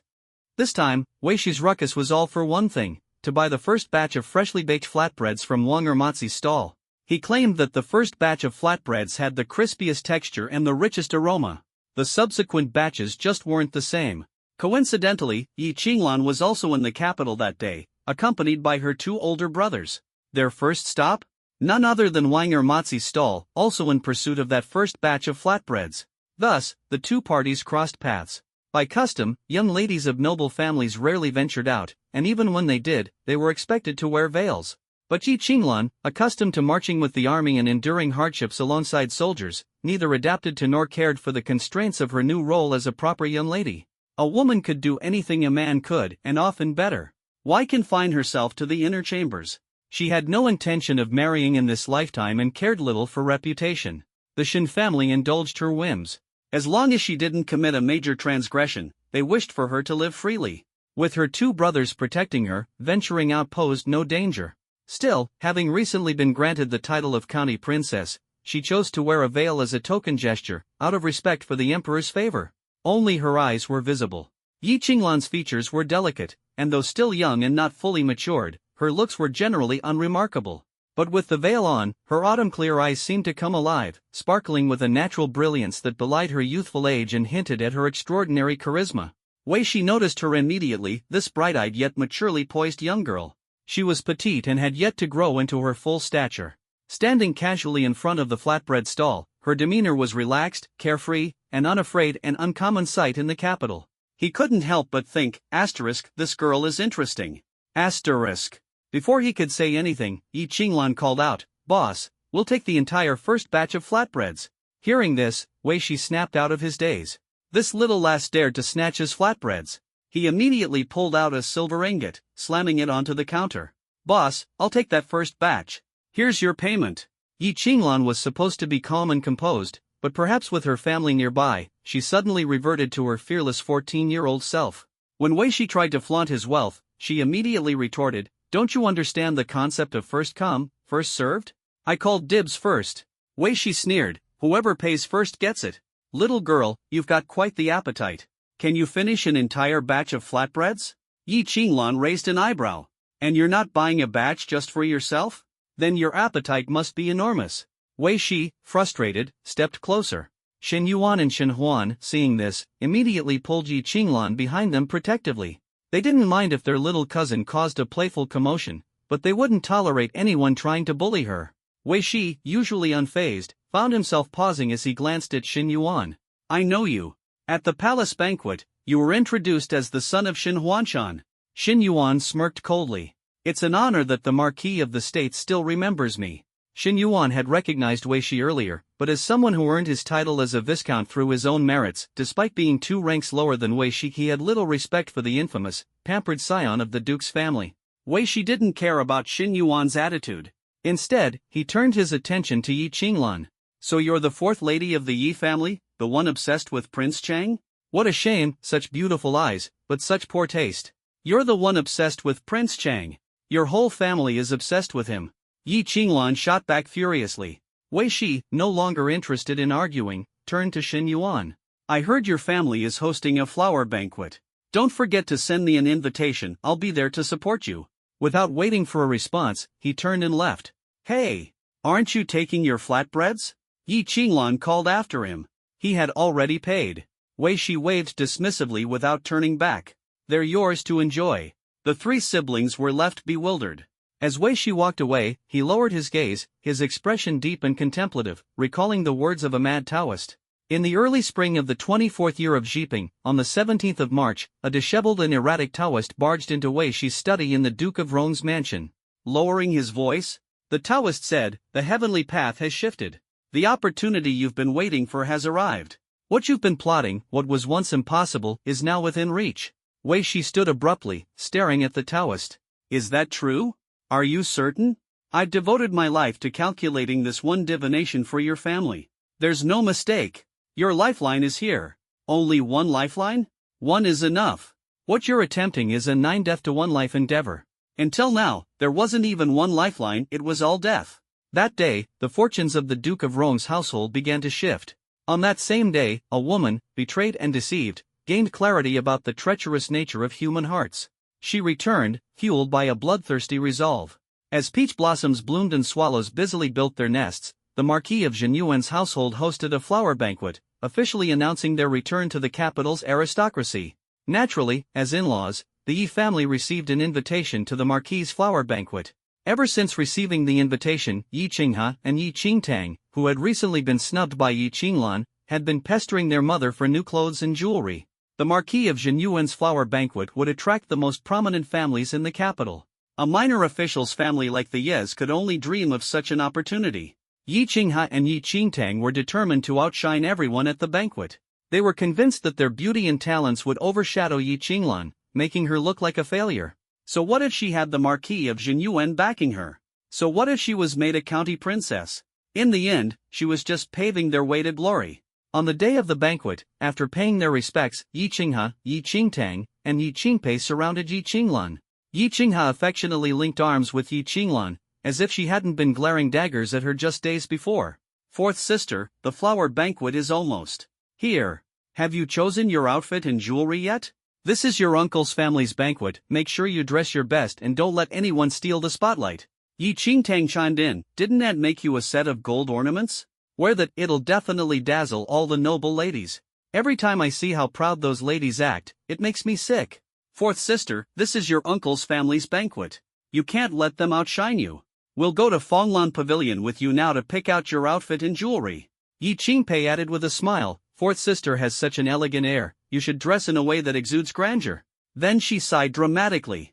Too bad I'm not like you. I don't even have a single decent piece of jewelry. Yi Qinghe, ever the generous one, said, fourth sister has so many nice things and has always been kind. You can pick a couple of pieces. Fourth sister wouldn't ignore the bond between sisters. Yi Qinglan saw through their schemes immediately. The same old tricks, mismatching her outfit and jewelry, sweet-talking her into wearing it, and then waiting for her to embarrass herself. Yi Qingpei was even more ruthless. Not only did she want to see Yi Qinglan humiliated, but she also wanted to play the pitiful card to snatch her possessions. Behind them, Zhou grew anxious, about to intervene, but Juk stopped her with a shake of the head. Zhou didn't notice, but Juk did. That smile on her mistress's face clearly signaled she was ready to enjoy the show. On the day of the flower banquet, Yi Qinglan followed her sister's advice on her outfit and arrived early with her elders at the Marquis of Zhenyuan's estate. Lady Su, the Marquis's wife, was at the entrance to greet guests. When she saw the Yi family's carriage arrive, she immediately approached to help the old matriarch of the Yi family alight with courtesy. Madame Do patted her hand gently. Madame Ho, there's no need to be so formal. I should be the one bowing to you. Madame Su smiled warmly. You're the elder, Madame Do. How could I possibly accept such a gesture? As she spoke, she greeted Madame Do's daughters-in-law, Madame Yi and Madame Yi of the third branch, who stood respectfully behind her. Madame Yi and Madame Yi of the third branch quickly brought the younger generation forward to pay their respects. The hierarchy was clear, and they dared not neglect proper etiquette. The Yi family had only 2 branches, and for today's flower festival at the Marquis of Zhenyuan's residence, they had spared no effort. Not a single member of the younger generation was absent. The men were being hosted by Xin Yuan and Xin Huan, while the women included Yi Qinghe, Yi Qingtao, Yi Qinglan, and a third-branch concubine-born daughter, Yi Qingpei. Among the noble ladies, Madame Su and others immediately noticed Yi Qinglan's gaudy attire. Her outfit was adorned with an ostentatious array of accessories, a striking gold hairpin, a thick gold necklace, and broad bracelets, all of which dazzled the eye. The look, while undeniably expensive, came across as tasteless. By contrast, the concubine-born Yi Qingpei, dressed more simply and elegantly, appeared far more refined. Madame Su lowered her gaze and smirked slightly. Everyone praised Madame Yi and Madame Yi of the third branch for their meticulous upbringing of Yi Qinglan, but from what she could see, their efforts had clearly been misplaced. Though critical in her mind, Madame Su maintained a composed and pleasant demeanor, smiling as she remarked, Madame Yi and Madame Yi of the third branch certainly know how to raise daughters. Each one of these girls is so lovely. As for my Qinglan, perhaps she's inherited too much from the Xin family and is a little less striking. Her tone was affectionate, as if joking. Yet Madame Do, along with Madame Yi and Madame Yi of the third branch, felt a cold chill in their hearts. Inherited from the Xin family? Every member of the Xin family was renowned for their beauty, especially Yi Qinglan's mother, who had once been celebrated as the most beautiful woman in the capital. Madame Su's comment was clearly a veiled slight against the Yi family. At that moment, several other noble women, early arrivals hoping to curry favor, stepped out of their carriages. Their eyes swept over the Yi sisters' attire and immediately grasped the situation. These women from prominent households were sharp, and their opinion of the Yi family's conduct took a noticeable dip. Madame Yi, sensing the judgmental glances from others, became flustered and hastily explained, Madame Su, you might not know, but this fourth girl has always had a fondness for gold accessories. Both her third aunt and I have tried to dissuade her countless times, but the child just insists on what she likes. She shifted the blame squarely onto Yi Qinglan, implying that they had done their best and that it was solely the girl's poor taste at fault. Madame Su's expression darkened instantly. Madame Do turned to glance at the sisters' outfits and felt her own temper rising. No wonder her 2 daughters-in-law had insisted on helping her into the carriage first before departing. They didn't want her to see Yi Qinglan's garish ensemble and stop them. These idiotic women. She was well aware of the petty schemes her daughters-in-law harbored against Yi Qinglan. Normally, she thought it was harmless and chose to turn a blind eye. But to think they would pull such stunts on an occasion like this, believing that diminishing Yi Qinglan would make themselves appear superior? They weren't just tarnishing Yi Qinglan's reputation, they were disgracing the entire Yi family. And to make matters worse, Madame Su was someone who could perceive a great deal from the smallest details. From a single outfit, she could discern that the Yi family had failed in their duty to properly educate Yi Qinglan. However, it was too late to reprimand her daughters-in-law now. Suppressing her rage, Madame Dou forced a smile and shifted the topic. Madame Ho, I must disagree with your assessment of my fourth girl. In my eyes, she's the finest young lady. She's still young and hasn't fully grown into her beauty. Just wait a couple of years, and you'll see she'll be the most outstanding of them all. Her words implied that Yi Qinglan's current lack of refinement was due to her youth, not her attire. Yi Qinglan, who had remained silent throughout, had a flicker of emotion in her eyes but lowered her head to mask her disappointment. Madame Su chose not to press further, smiling as she invited everyone inside. As Yi Qinglan stepped through the doorway, Madame Su suddenly turned to her and said, Qinglan, your aunt brought you some trinkets a few days ago and left them in your room. Go try them on and see if they fit. If they do, wear them and show your aunt. With Madame Su's directive, no one dared to comment further. Yi Qinglan excused herself to the elders and went to change. By the time she returned, the sitting room was filled with noble women and their daughters, sipping tea and chatting. Her entrance drew audible gasps from the crowd. Sunlight streamed into the spacious hall, illuminating the scene of lively conversation and laughter. Some latecomers, who had missed the earlier commotion at the gate, noticed that while all the Yi family members were present, the beloved niece of the Marquis of Jinyuan's wife was conspicuously absent. They teasingly asked, where is the famed fourth miss of the Yi family? I hear Madame Ho dotes on this niece of hers. Could she be hidden away, not to be shown? Madame Su smiled faintly. Hidden? Of course not. She merely changed her dress and will be along shortly to greet the ladies. The one who asked the question was puzzled, assuming Yi Qinglan must have soiled her dress earlier. However, a noblewoman familiar with the Yi family's inner workings discreetly tugged at her sleeve and whispered in a voice loud enough to be overheard about Yi Qinglan's notoriously poor fashion sense, which had long been a subject of ridicule among the capital's high society. Now, everyone understood the situation. The room's atmosphere shifted, and the gazes directed toward the Yi family women carried a distinct air of disdain. Who present didn't grasp the underlying pettiness at play? Madame Dou's face burned with shame. She was angry at her daughter-in-law for lacking tact and equally furious at the Marchioness of Jinyuan for humiliating her in such a way. Just then, a maid reported that Yi Qinglan had already dressed and was coming to greet the ladies. Everyone turned toward the door. Truthfully, no one expected much of a transformation. Yi Qinglan was always clumsy and dull, trying too hard with her appearance would only make her look ridiculous. Some were curious, some hopeful, but most were just waiting to see her make a fool of herself, especially Yi Qinghe, Yi Qingtao, and Yi Qingpei. Remembering their grandmother's look of disdain when she saw Yi Qinglan's attire earlier that morning, a chill ran down their spines. They only wanted to prove that Yi Qinglan's mediocrity was inherent, not a matter of her clothing choices, so they could save face today. They knew Yi Qinglan's vulgarity and dullness all too well. Even if she wore a dragon robe, she would never resemble the crown prince. No matter how she dressed, it would only add to the spectacle. Recalling how they were mocked earlier, they became even more eager to see Yi Qinglan humiliated. From a distance, a figure slowly approached. The sunlight shone behind her, obscuring her face, but her posture exuded elegance and composure. She wore a deep purple cross-collared ruchuan with a gauzy violet outer robe. Though mature in style, it radiated dignity and grace. Her hair was simply styled, adorned with a finely crafted purple jade pear blossom hairpin. Without makeup, her skin was as flawless as white porcelain, her long brows arched above almond-shaped eyes, and her delicate nose stood slightly upturned. Most striking of all were her bright, spirited eyes. Was this Yi Qinglan?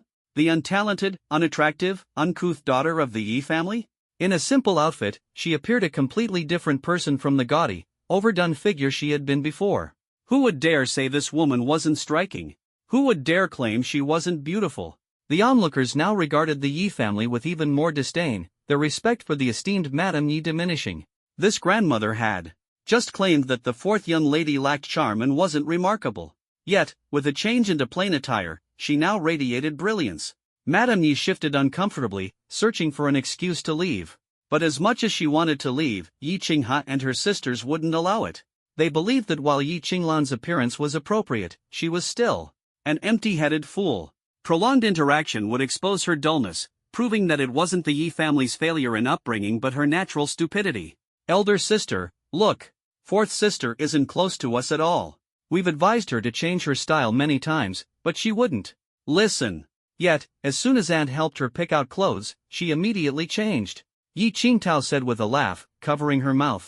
Though it sounded like a playful remark between sisters, it was actually a jab at Yi Qinglan for leaning on the Marquis of Jinyuan's family for support, ignoring their advice, and bringing embarrassment upon herself due to her own poor judgment, absolving the Yi family of any blame. Third Lady Ye's eyes gleamed with satisfaction, thinking her daughter had grown up and now knew how to protect the family's reputation. Madame Yi gave Yi Qingtao a pleased glance but remained disappointed in Yi Qinglan's behavior. It was good that the fourth girl turned out to be pretty, but on this occasion, her collusion with Lady Su had embarrassed the Yi family. Once they returned home, she would need to discipline her properly. For now, it wasn't wise to dwell on the fourth girl's attire. Smiling, Madame Yi waved her hand. "All right, let us older folks chat among ourselves. Don't let us disturb you young ones. Fourth girl, you're half a hostess here at your aunt's house. Entertain the young ladies well and make sure everyone has a good time. Have your elder sisters help you out so you're not overwhelmed by your youth." Yi Qinghe and Yi Qingtao seized the opportunity, quickly stepping forward to link arms with Yi Qinglan. They turned to the other young ladies and said, "Don't be shy, everyone. There are plenty of fun spots in the Marquis' estate. Let's go have some fun. Fourth sister, why don't you check with the kitchen to make sure the refreshments are ready? Have them sent over shortly." Yi Qinglan raised an eyebrow, thinking that it was one thing for her aunt to ask her for help, but now even her sisters dared to order her around.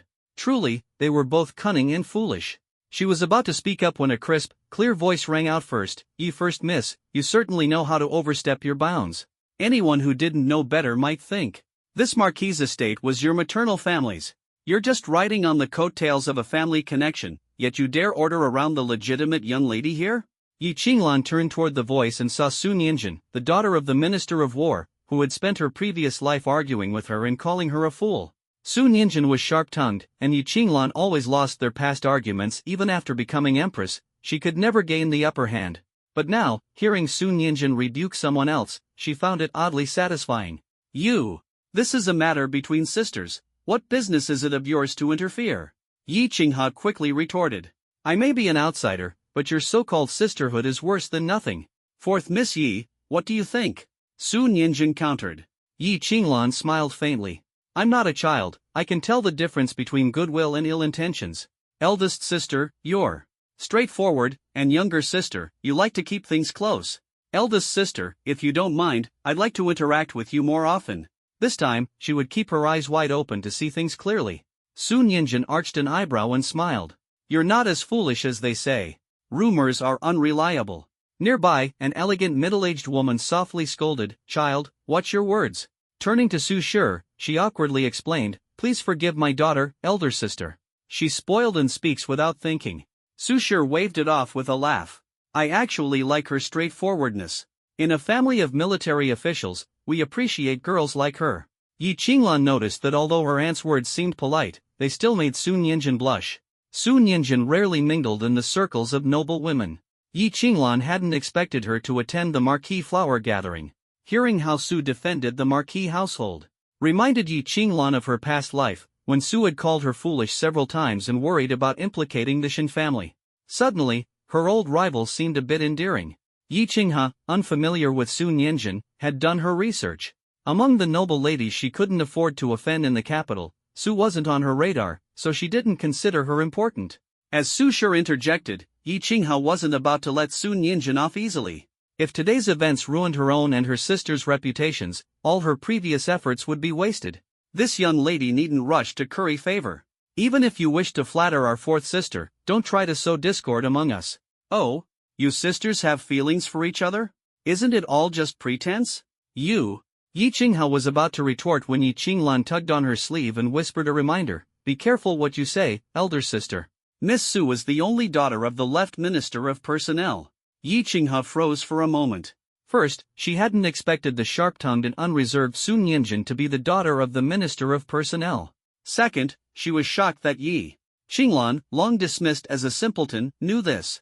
Hadn't she always looked down on the capital's noble women? How did she know about the minister's daughter? Yi Qinglan's remark wasn't lost on the Yi family matriarch either. Her expression immediately changed. The left Minister of Personnel, a high-ranking official of the third rank. That was Yi Qinghe's father's direct superior and someone they absolutely couldn't offend. Qinghe quickly apologized to Miss Su. "You're usually so composed and polite, what's gotten into you today? Yi Qinglan chuckled to herself. Her aunt truly had a way with words. On the surface, she was reprimanding her daughter, but it was also a subtle defense, implying that Yi Qingha had only lost her composure because she'd been provoked. Just as the atmosphere grew tense, Su Shi's trusted maid, Mama Shen, entered and whispered a few words in her ear. Su Shi raised her brows in surprise. Mama Shen's voice wasn't particularly quiet, and several nearby ladies overheard it. Gasps of astonishment followed. The Shen family's influence was so great that even Prince Su and Prince Lu had come? At the gates of the Marquis of Jinyuan's residence, Shen Haishan received the news and personally went to welcome the guests with his two sons. Prince Su and Prince Lu had already dismounted at the entrance. Shen Haishan escorted the two princes inside, careful not to show any disrespect. Prince Su, over 30 years old and slightly portly, was the emperor's eldest son. Always considering himself the first in line for the throne, he carried an air of arrogance in his interactions with Shen Haishan. I've long heard that the Marquis of Jinyuan's residence boasts the finest views in the capital. However, over the past decade, I didn't feel it appropriate to visit, while the master of the house was away. Today, upon hearing of the flower gathering, my younger brother and I decided to come uninvited. I hope the Marquis doesn't mind. Although Prince Su's words were courteous, they were not insincere. The Marquis of Jinyuan's residence was indeed famous in the capital. Originally built for a prince of the previous dynasty, its Jiangnan-inspired design and exquisite gardens were unmatched. After the new dynasty's founder conquered the capital, he granted the estate to the Shen family, ancestors of the Marquis of Jinyuan. The Shen family, known for their talent and resourcefulness, had expanded and renovated the estate over generations. The property even included a natural lake, said to connect to Guangling Lake outside the capital, ensuring a supply of fresh fish year-round. For the flower gathering, male and female guests were seated on opposite sides of the lake. While Shen Haishan entertained the two princes, news of their arrival quickly spread among the ladies, stirring excitement. In the Daxia dynasty, bloodline and social rank were paramount, but gender separation wasn't overly rigid. As long as men and women were not left alone in private, their interactions wouldn't provoke much gossip.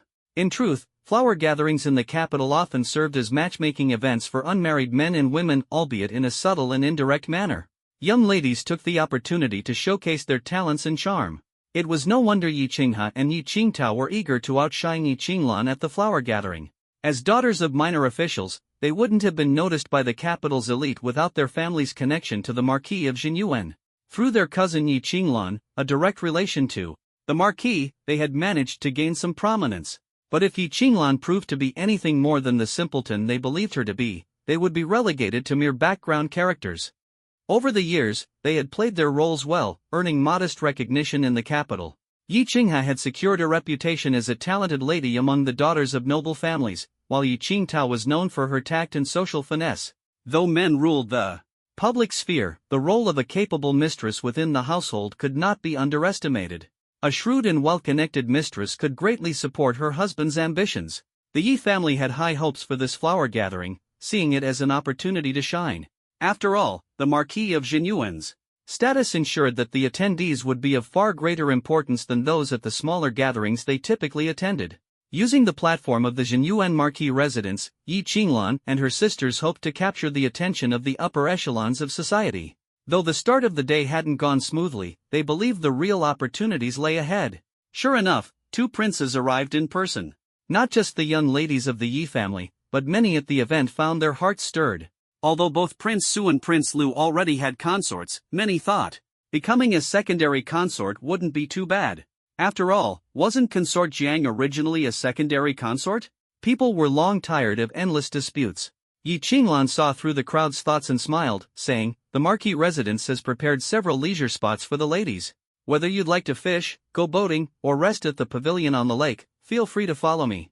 As she was leading the group out, a servant woman came to report, "His Highness, Prince Chang, and the seventh prince have also arrived." Expressions varied among the crowd, but only Yi Qinglan's eyes flashed with sharpness as she thought, "Everyone who should be here has arrived." At the far western edge of the Jinyuan Marquis residence stood a man-made hill, topped with an octagonal pavilion. This secluded area wasn't initially intended for hosting guests. Yet, someone was occupying it at this very moment. That person was none other than Duke Wei Shi, who had quarreled with Yi Qinglan over flatbreads just days ago. Arriving early, he had sought out a quiet spot with a panoramic view of the residence's grounds. Of course, he wasn't here to enjoy the scenery today, he was here to watch people. Wei Shi held a teapot in one hand and a cup in the other, pouring and drinking with an air of leisure. But anyone observing him now would notice his demeanor was far from his usual carefree and flippant self. His eyes were sharp as an eagle's, fixed intently on the movements within the residence. When he saw Prince Su, Prince Lu, Prince Chang, and the seventh prince enter the estate one after another, a trace of amusement flickered in his eyes. He murmured, "Indeed, everyone who should be here has arrived." The presence of these most esteemed sons of the imperial court turned the Jinyuan Marquis flower banquet into a lively affair. The previously orderly gathering now buzzed with excitement. The female guests dispersed from the flower hall, and the male guests divided into smaller groups surrounding the princes. Prince Su and Prince Lu were swarmed by crowds, while Prince Chang and the yet-to-be titled seventh prince were accompanied by only a handful of people, perhaps 7 or 8 at most.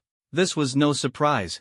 Compared to Prince Chang, who lacked maternal family support, and the young seventh prince, Prince Su and Prince Lu were far more likely contenders for the throne.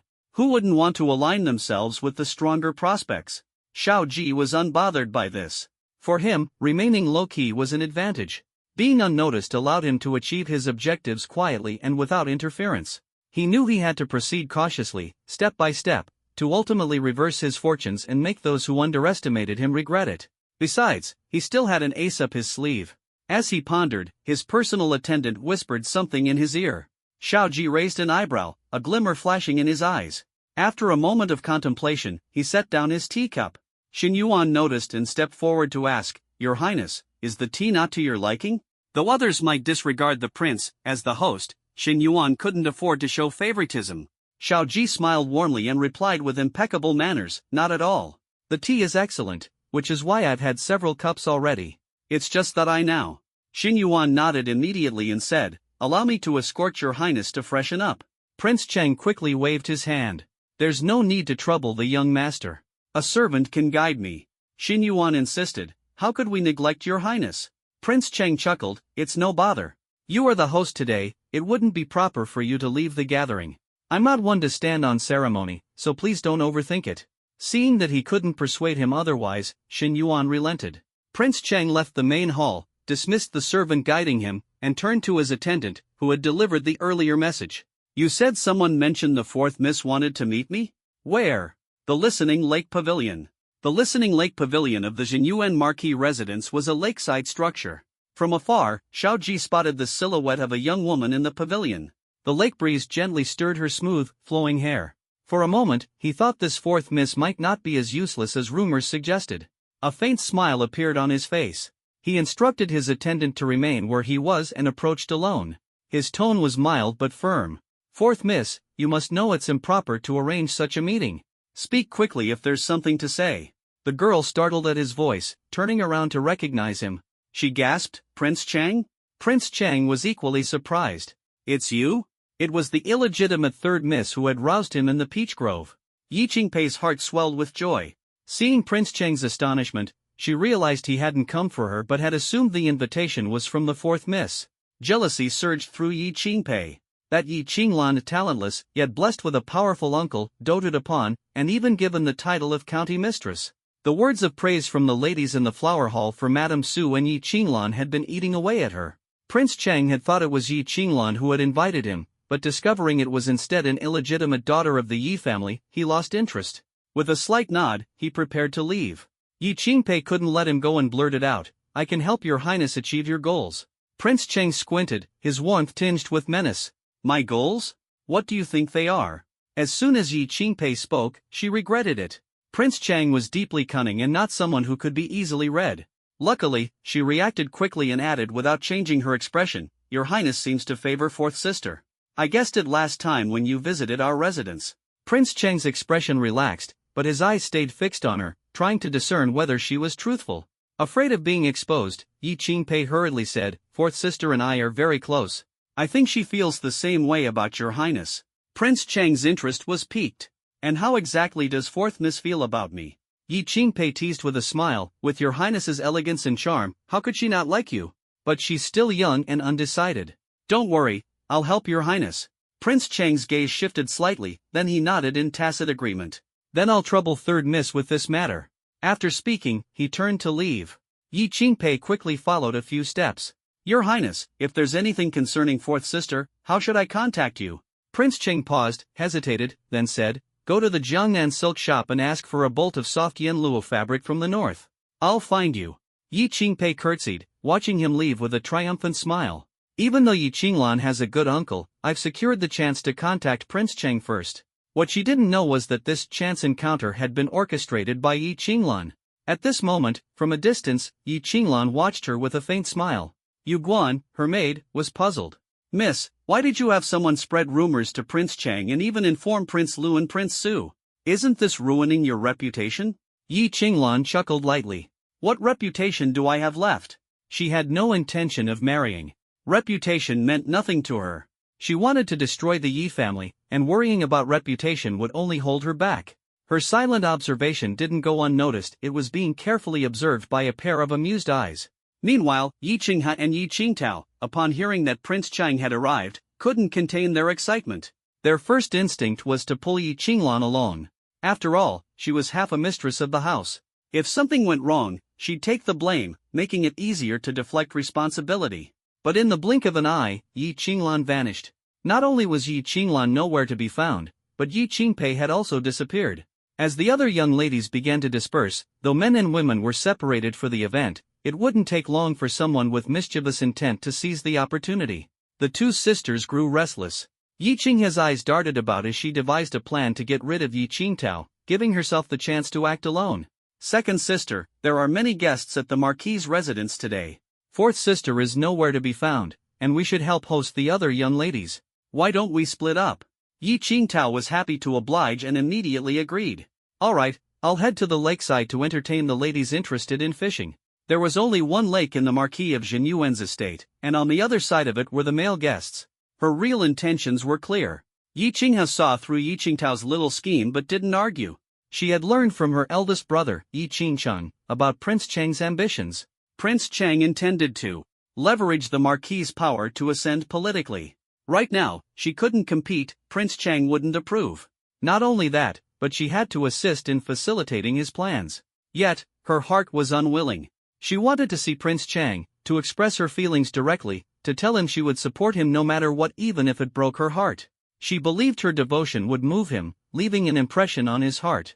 Even if she couldn't say it to his face today, just catching a glimpse of him from afar would be enough. Yi Qinghe carefully avoided the crowd. As a child, she often played with Yi Qinglan at the Marquis's estate and knew there was a small path leading to the plum grove near the male guests area. She planned to find Prince Cheng there. The plum grove was barren at this time of year, with only bare trees. She hid behind a large tree, peering at the lively scene among the male guests in the distance. She anxiously scanned the crowd, searching. Where was Prince Cheng?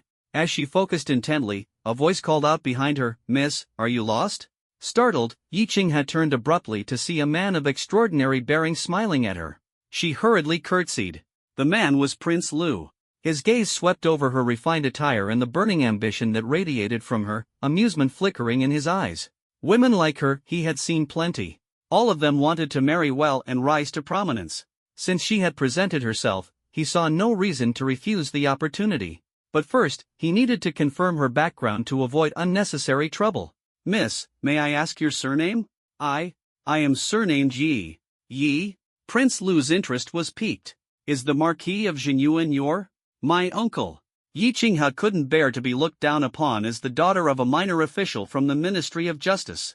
Though she wasn't lying, she leaned on the fact that Yi Qinglan called the Marquis her uncle. Prince Lu's eyes lit up. What a fortunate opportunity. And what brings you here?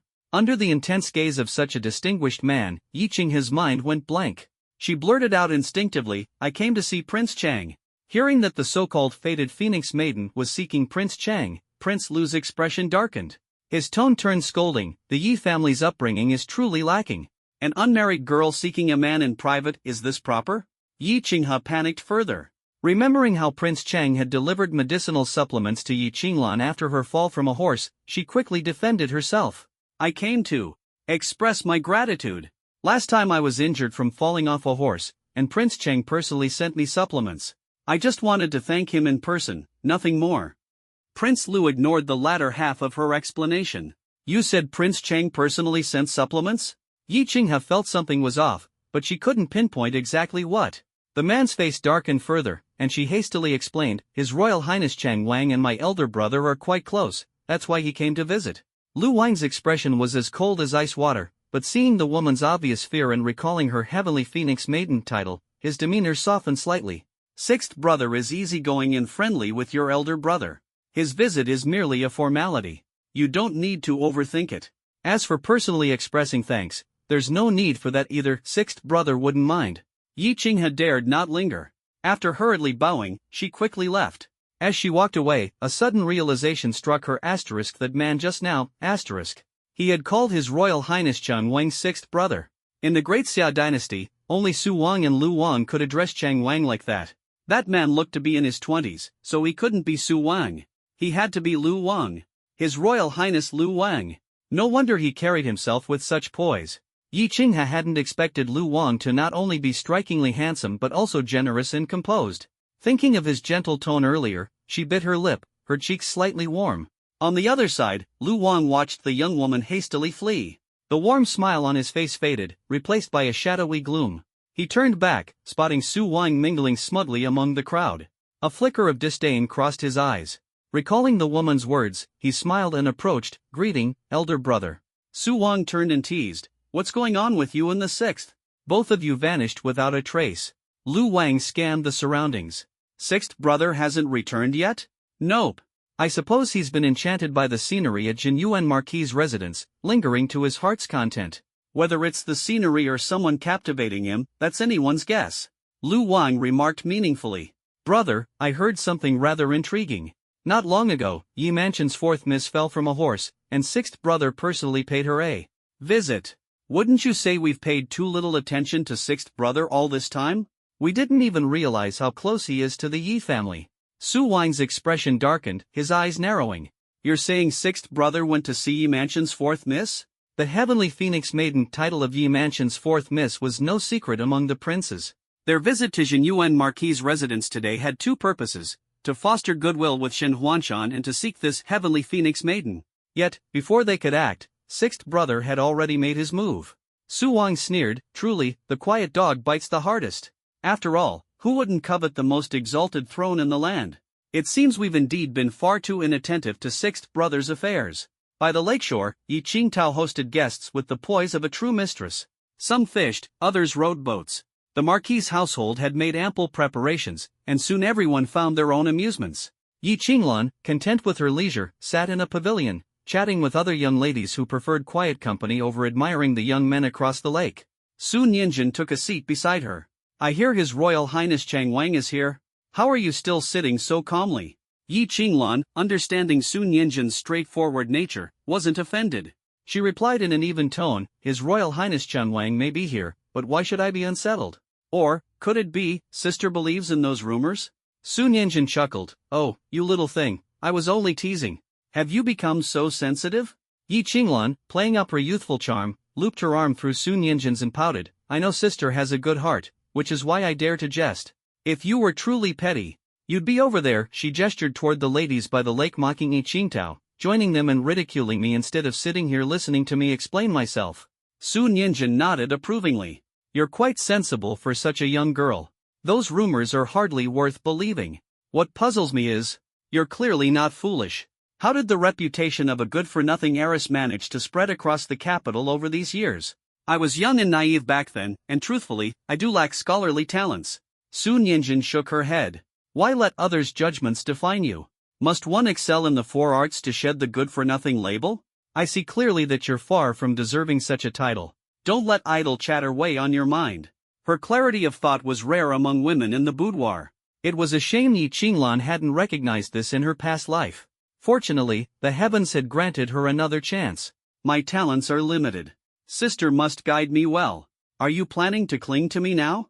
Yi Qinglan flashed a sweet smile. Su Nianjun pinched her nose. With a smile as charming as yours, I suppose I'll accept you as my little sister. Honestly, having a county princess as a sister is quite the bargain for me. Yi Qinglan was about to respond that she, too, felt fortunate when, in the distance, Shuang signaled to her with a glance. She quickly apologized to Su Nianjun and excused herself. As Shuang approached Yi Qinglan, she leaned in and quietly relayed the conversation between Yi Qinghe and Lu Wang in the plum grove, repeating every word. Yi Qinglan lowered her gaze in thought. Her carefully orchestrated encounter had not been in vain. Yi Qingha had indeed lived up to her expectations. In her past life, Xiao Ji had concealed his ambitions so thoroughly that marrying her had seemed entirely passive. After marriage, he leveraged the Xin family's influence to contend with Prince Su and Prince Lu while feigning a harmonious marital relationship. On one hand, he endeared himself to his uncle, on the other, he made the capital's citizens believe he was sentimental and righteous, a man of reliable character. Compared to the fiery Prince Su and the scheming Prince Lu, an emperor who values loyalty and relationships is better able to gain the support of his subjects. With the people's favor, Xiao Ji easily garnered the backing of many neutral factions. In this lifetime, she exposed Xiao Ji's ambitions to Prince Su and Prince Lu ahead of time. What would happen next? It was bound to be intriguing. Prince Lu's attitude toward Yi Qinghe also confirmed another matter for her. The heavenly phoenix maiden that Yi Qingpei had mentioned, she had always been concerned about it. Now it was more or less clear, heavenly phoenix maiden was also one of the reasons Xiao Ji married her.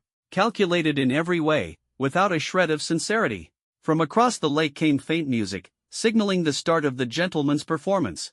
This was a common program at banquets, so Yi Qinglan wasn't surprised. What caught her off guard was the sound of a zither that followed. The melody seemed to come from the pavilion in the middle of the lake, not too distant, not too close. She turned toward the lakeside and saw, from afar, a woman seated and playing the zither. Her figure was delicate, her posture graceful. Though her face was obscured, it was clear she was a beauty. Others might not recognize this beauty, but Yi Qinglan knew at a glance it was her second elder sister, Yi Qingtao. When had her second sister, who was supposed to be entertaining the female guests, ended up playing the zither in the lake pavilion?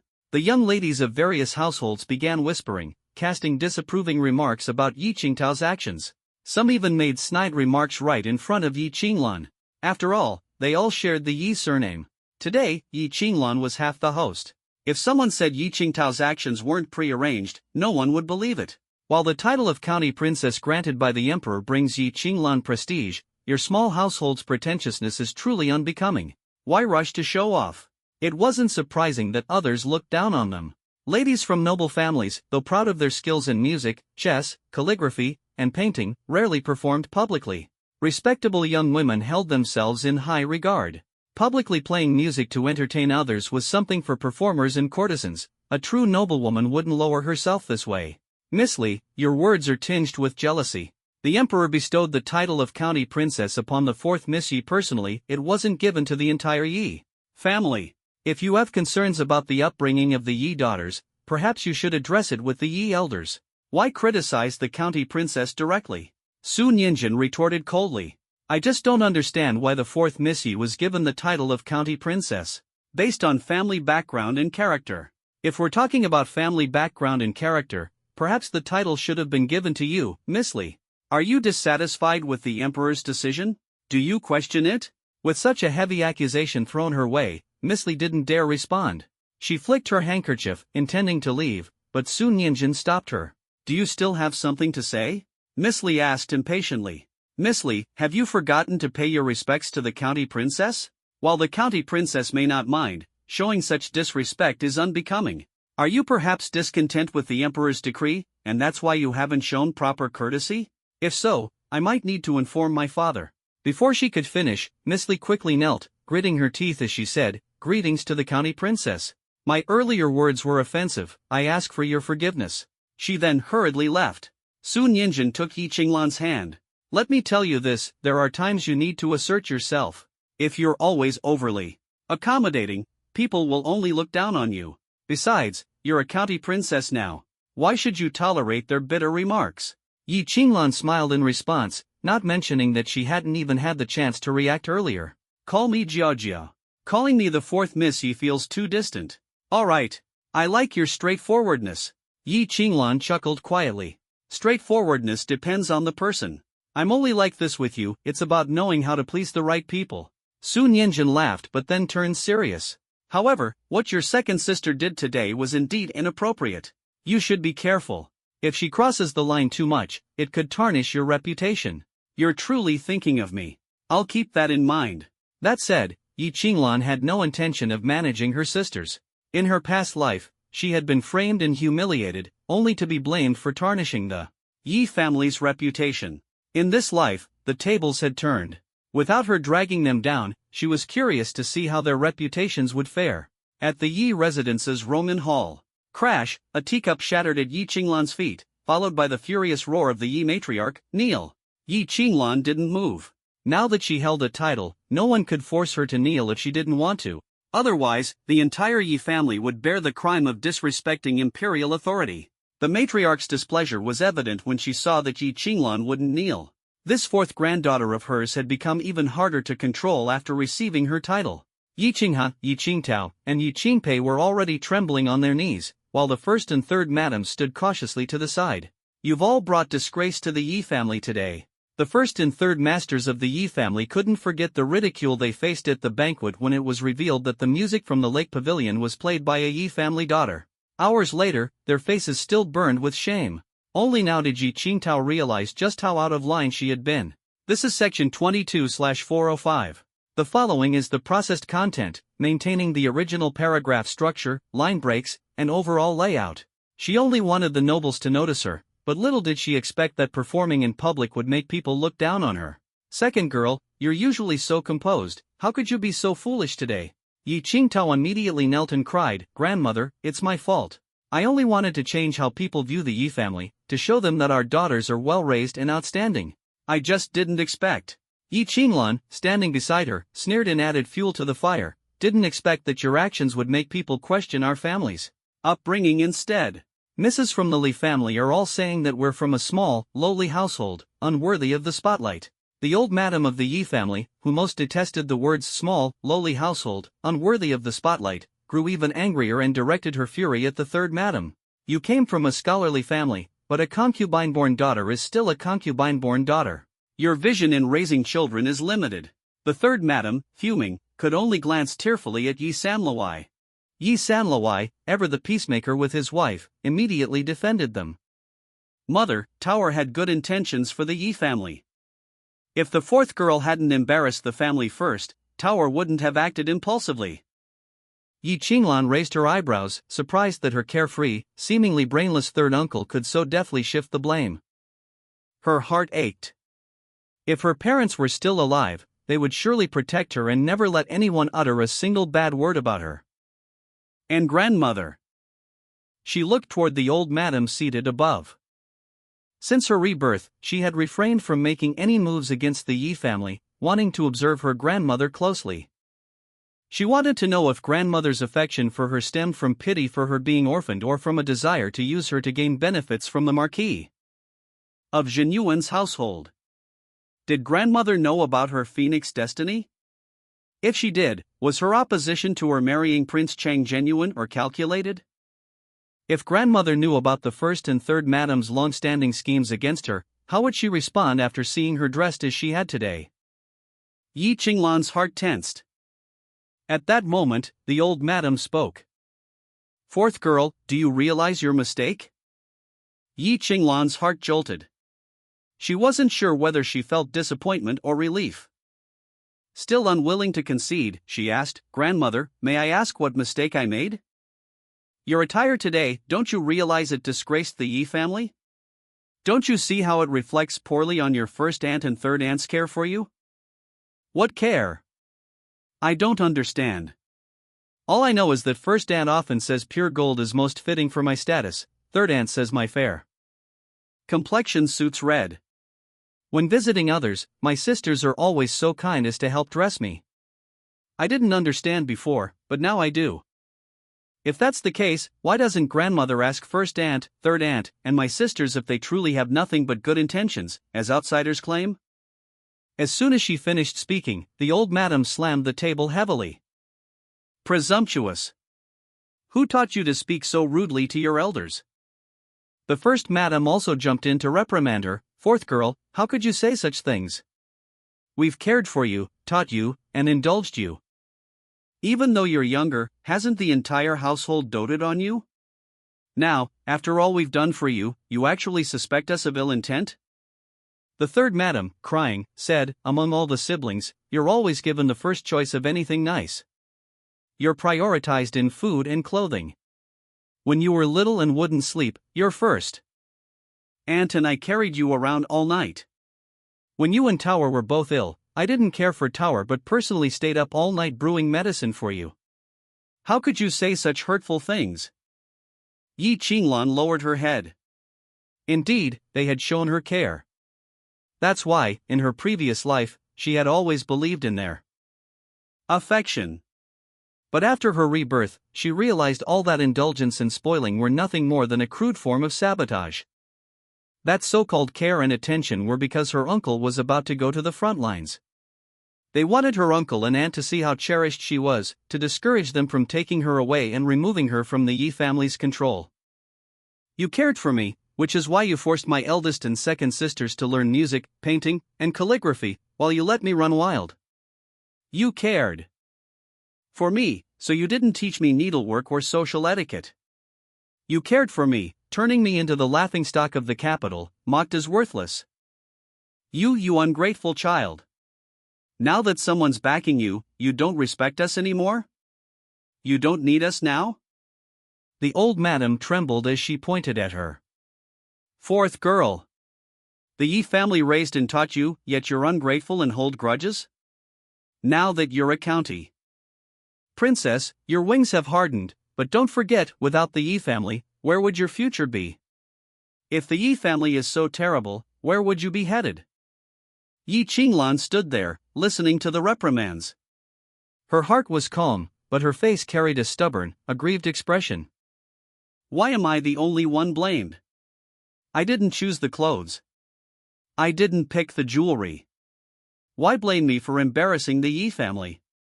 You're all just picking on me because I don't have parents to protect me. Yes, I'm ungrateful, but everyone says you destroyed me on purpose and laugh at me behind my back. The first and third madams exchanged glances, letting out a sigh of relief. They thought Yi Qinglan had suddenly become sharp-witted, but in reality, she was just being influenced by outsiders, throwing a tantrum in her usual willful manner. The elderly matron didn't care about the reasons, she only cared that everything remained under her control. She knew the rumors outside would upset the fourth miss, so she deliberately scolded her to let her vent her emotions. After the scolding, it was time for the sweet reward. Madam Yi wiped her tears. You let a few words from outsiders make you lose control of your tongue. Did you ever think about how your eldest uncle, aunt, third uncle, and aunt, or your brothers and sisters might feel? Grandmother knows you're wronged, I don't blame you. Since your aunt prepared dresses for you, you should have told us earlier. If you had, today wouldn't have turned out like this. Yi Qinglan showed a look of grievance, her tone softening. I only found out about the dresses prepared by my aunt after arriving at the Marquis residence. I didn't know changing clothes would cause such gossip. The matron's expression softened further. All right, grandmother understands now. Today, our fourth miss has indeed been wronged. Grandmother still has some fine fabrics here, and their colors are of no use to me, so I'll have them made into some beautiful dresses for you. Turning her tone, she addressed the kneeling Yi Qinghe, Yi Qingtao, and Yi Qingpei. You must remember, you're all daughters of the Yi family, representing its reputation. Don't make such jokes at your sister's expense in the future. Stand up and go back to reflect on your actions today. Yi Qinglan lowered her head and sneered inwardly. Jokes? The malice behind their actions was brushed off as just a joke? And what was all that scolding earlier? The elderly matron thought she was being fair, as if she had skillfully managed Yi Qinglan. But little did she know, in Yi Qinglan's eyes, this hypocrisy was detestable and had extinguished the last vestiges of her soft feelings toward the Yi family. On the way back to Fanglan Courtyard, a few maids voiced their complaints on Yi Qinglan's behalf. The eldest and second misses clearly had bad intentions. We used to think the old madam didn't know, but today she did, yet she dismissed it as just a playful joke. It was clearly the second miss's fault, but the old madam scolded our miss instead. Before we thought the old madam was just biased, but now. Their words were cut short by a glance from Yuk, and they turned their attention to Yi Qinglan, who had remained silent the whole time. Shuaying felt that it might not be a good thing for her mistress to see through everything. Seeing through it all left her without joy. Miss, don't be upset. The Yi family might not be reliable, but your maternal uncle and aunt won't let you suffer. Yi Qinglan shook her head. I've known this for a long time. There's nothing to be upset about. She looked up at the night sky. The deep blue sky was adorned with a bright moon and twinkling stars, the weather clear and pleasant. Yet, Yi Qinglan softly murmured, the weather's about to change. At the Duke of Roan's residence, a middle-aged man with a neatly trimmed beard sat in Wei Shi's study. This was Mr. Jiang, Wei Shi's advisor. Sipping his tea, Mr. Jiang asked, did the Duke gain anything from today's banquet? Back when the Empress was unmarried, Mr. Jiang had been by her side as an aide. After she entered the palace, he remained at the Duke of Roan's residence, keeping a low profile and handling minor matters like accounts. However, ever since a mad Taoist had claimed that the mandate of heaven had shifted, Mr. Jiang, fanning himself with a folding fan, sought out Wei Shi and said, if the Duke intends to make plans, I can lend a hand. Wei Shi didn't question his motives. Instead, he accepted him as an advisor without hesitation. Time proved that Mr. Jiang was indeed exceptional. Wei Shi wrote the character Yi on paper and said, no real gains, just met someone I couldn't figure out. One of the princes? Wei Shi shook his head, sneering. The princes are straightforward enough. Ever since the rumors of the mandate of Heaven Phoenix Maiden spread, they've all been restless. The eldest and third are no longer hiding their ambitions. As for the sixth. He paused, as if recalling something amusing. What about Prince Chang? I always thought he had the most cunning mind among the princes. Wei Shi replied, I used to think so too. But after today, it seems he's merely a fool being played for laughs. Mr. Jiang raised an eyebrow. How so? Speaking of the person I couldn't figure out today, do you know the fourth miss of the Yi family, Mr. Jiang? The niece of the Marquis of Jinyuan, recently titled the Phoenix Maiden of the Mandate of Heaven? Wei Shi nodded. I've heard of her, but it's all unfavorable talk. She's just a pitiful girl. Orphaned at a young age, she grew up under the care of her aunt. But with her aunt having daughters of her own, how could she have truly nurtured her? She must have used small schemes to make her suffer.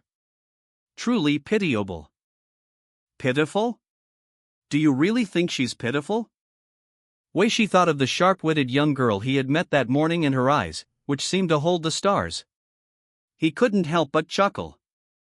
She seemed to be having a lot of fun today. First, she used her attire to embarrass the Yi family thoroughly, exposing all their petty schemes. Then, she arranged to meet with Prince Chang. Is she really as infatuated with Prince Chang as the rumors suggest? Infatuated? Wei Shi recalled her almost feral, biting demeanor and the events of the day. Not at all. She arranged a meeting with Prince Chang but didn't go herself. Instead, she sent one of her half-sisters, while she watched from afar, as if watching a play. He remembered how she had leaned against the railing, snacking on candied fruits while enjoying the scene. She had appeared entirely at ease. Why would she do that? Indeed, why? That's why he said he couldn't figure her out. This is section 24/405. Here is the translated content, maintaining the original paragraph structure, line breaks, and overall layout. She was, after all, a woman of little significance.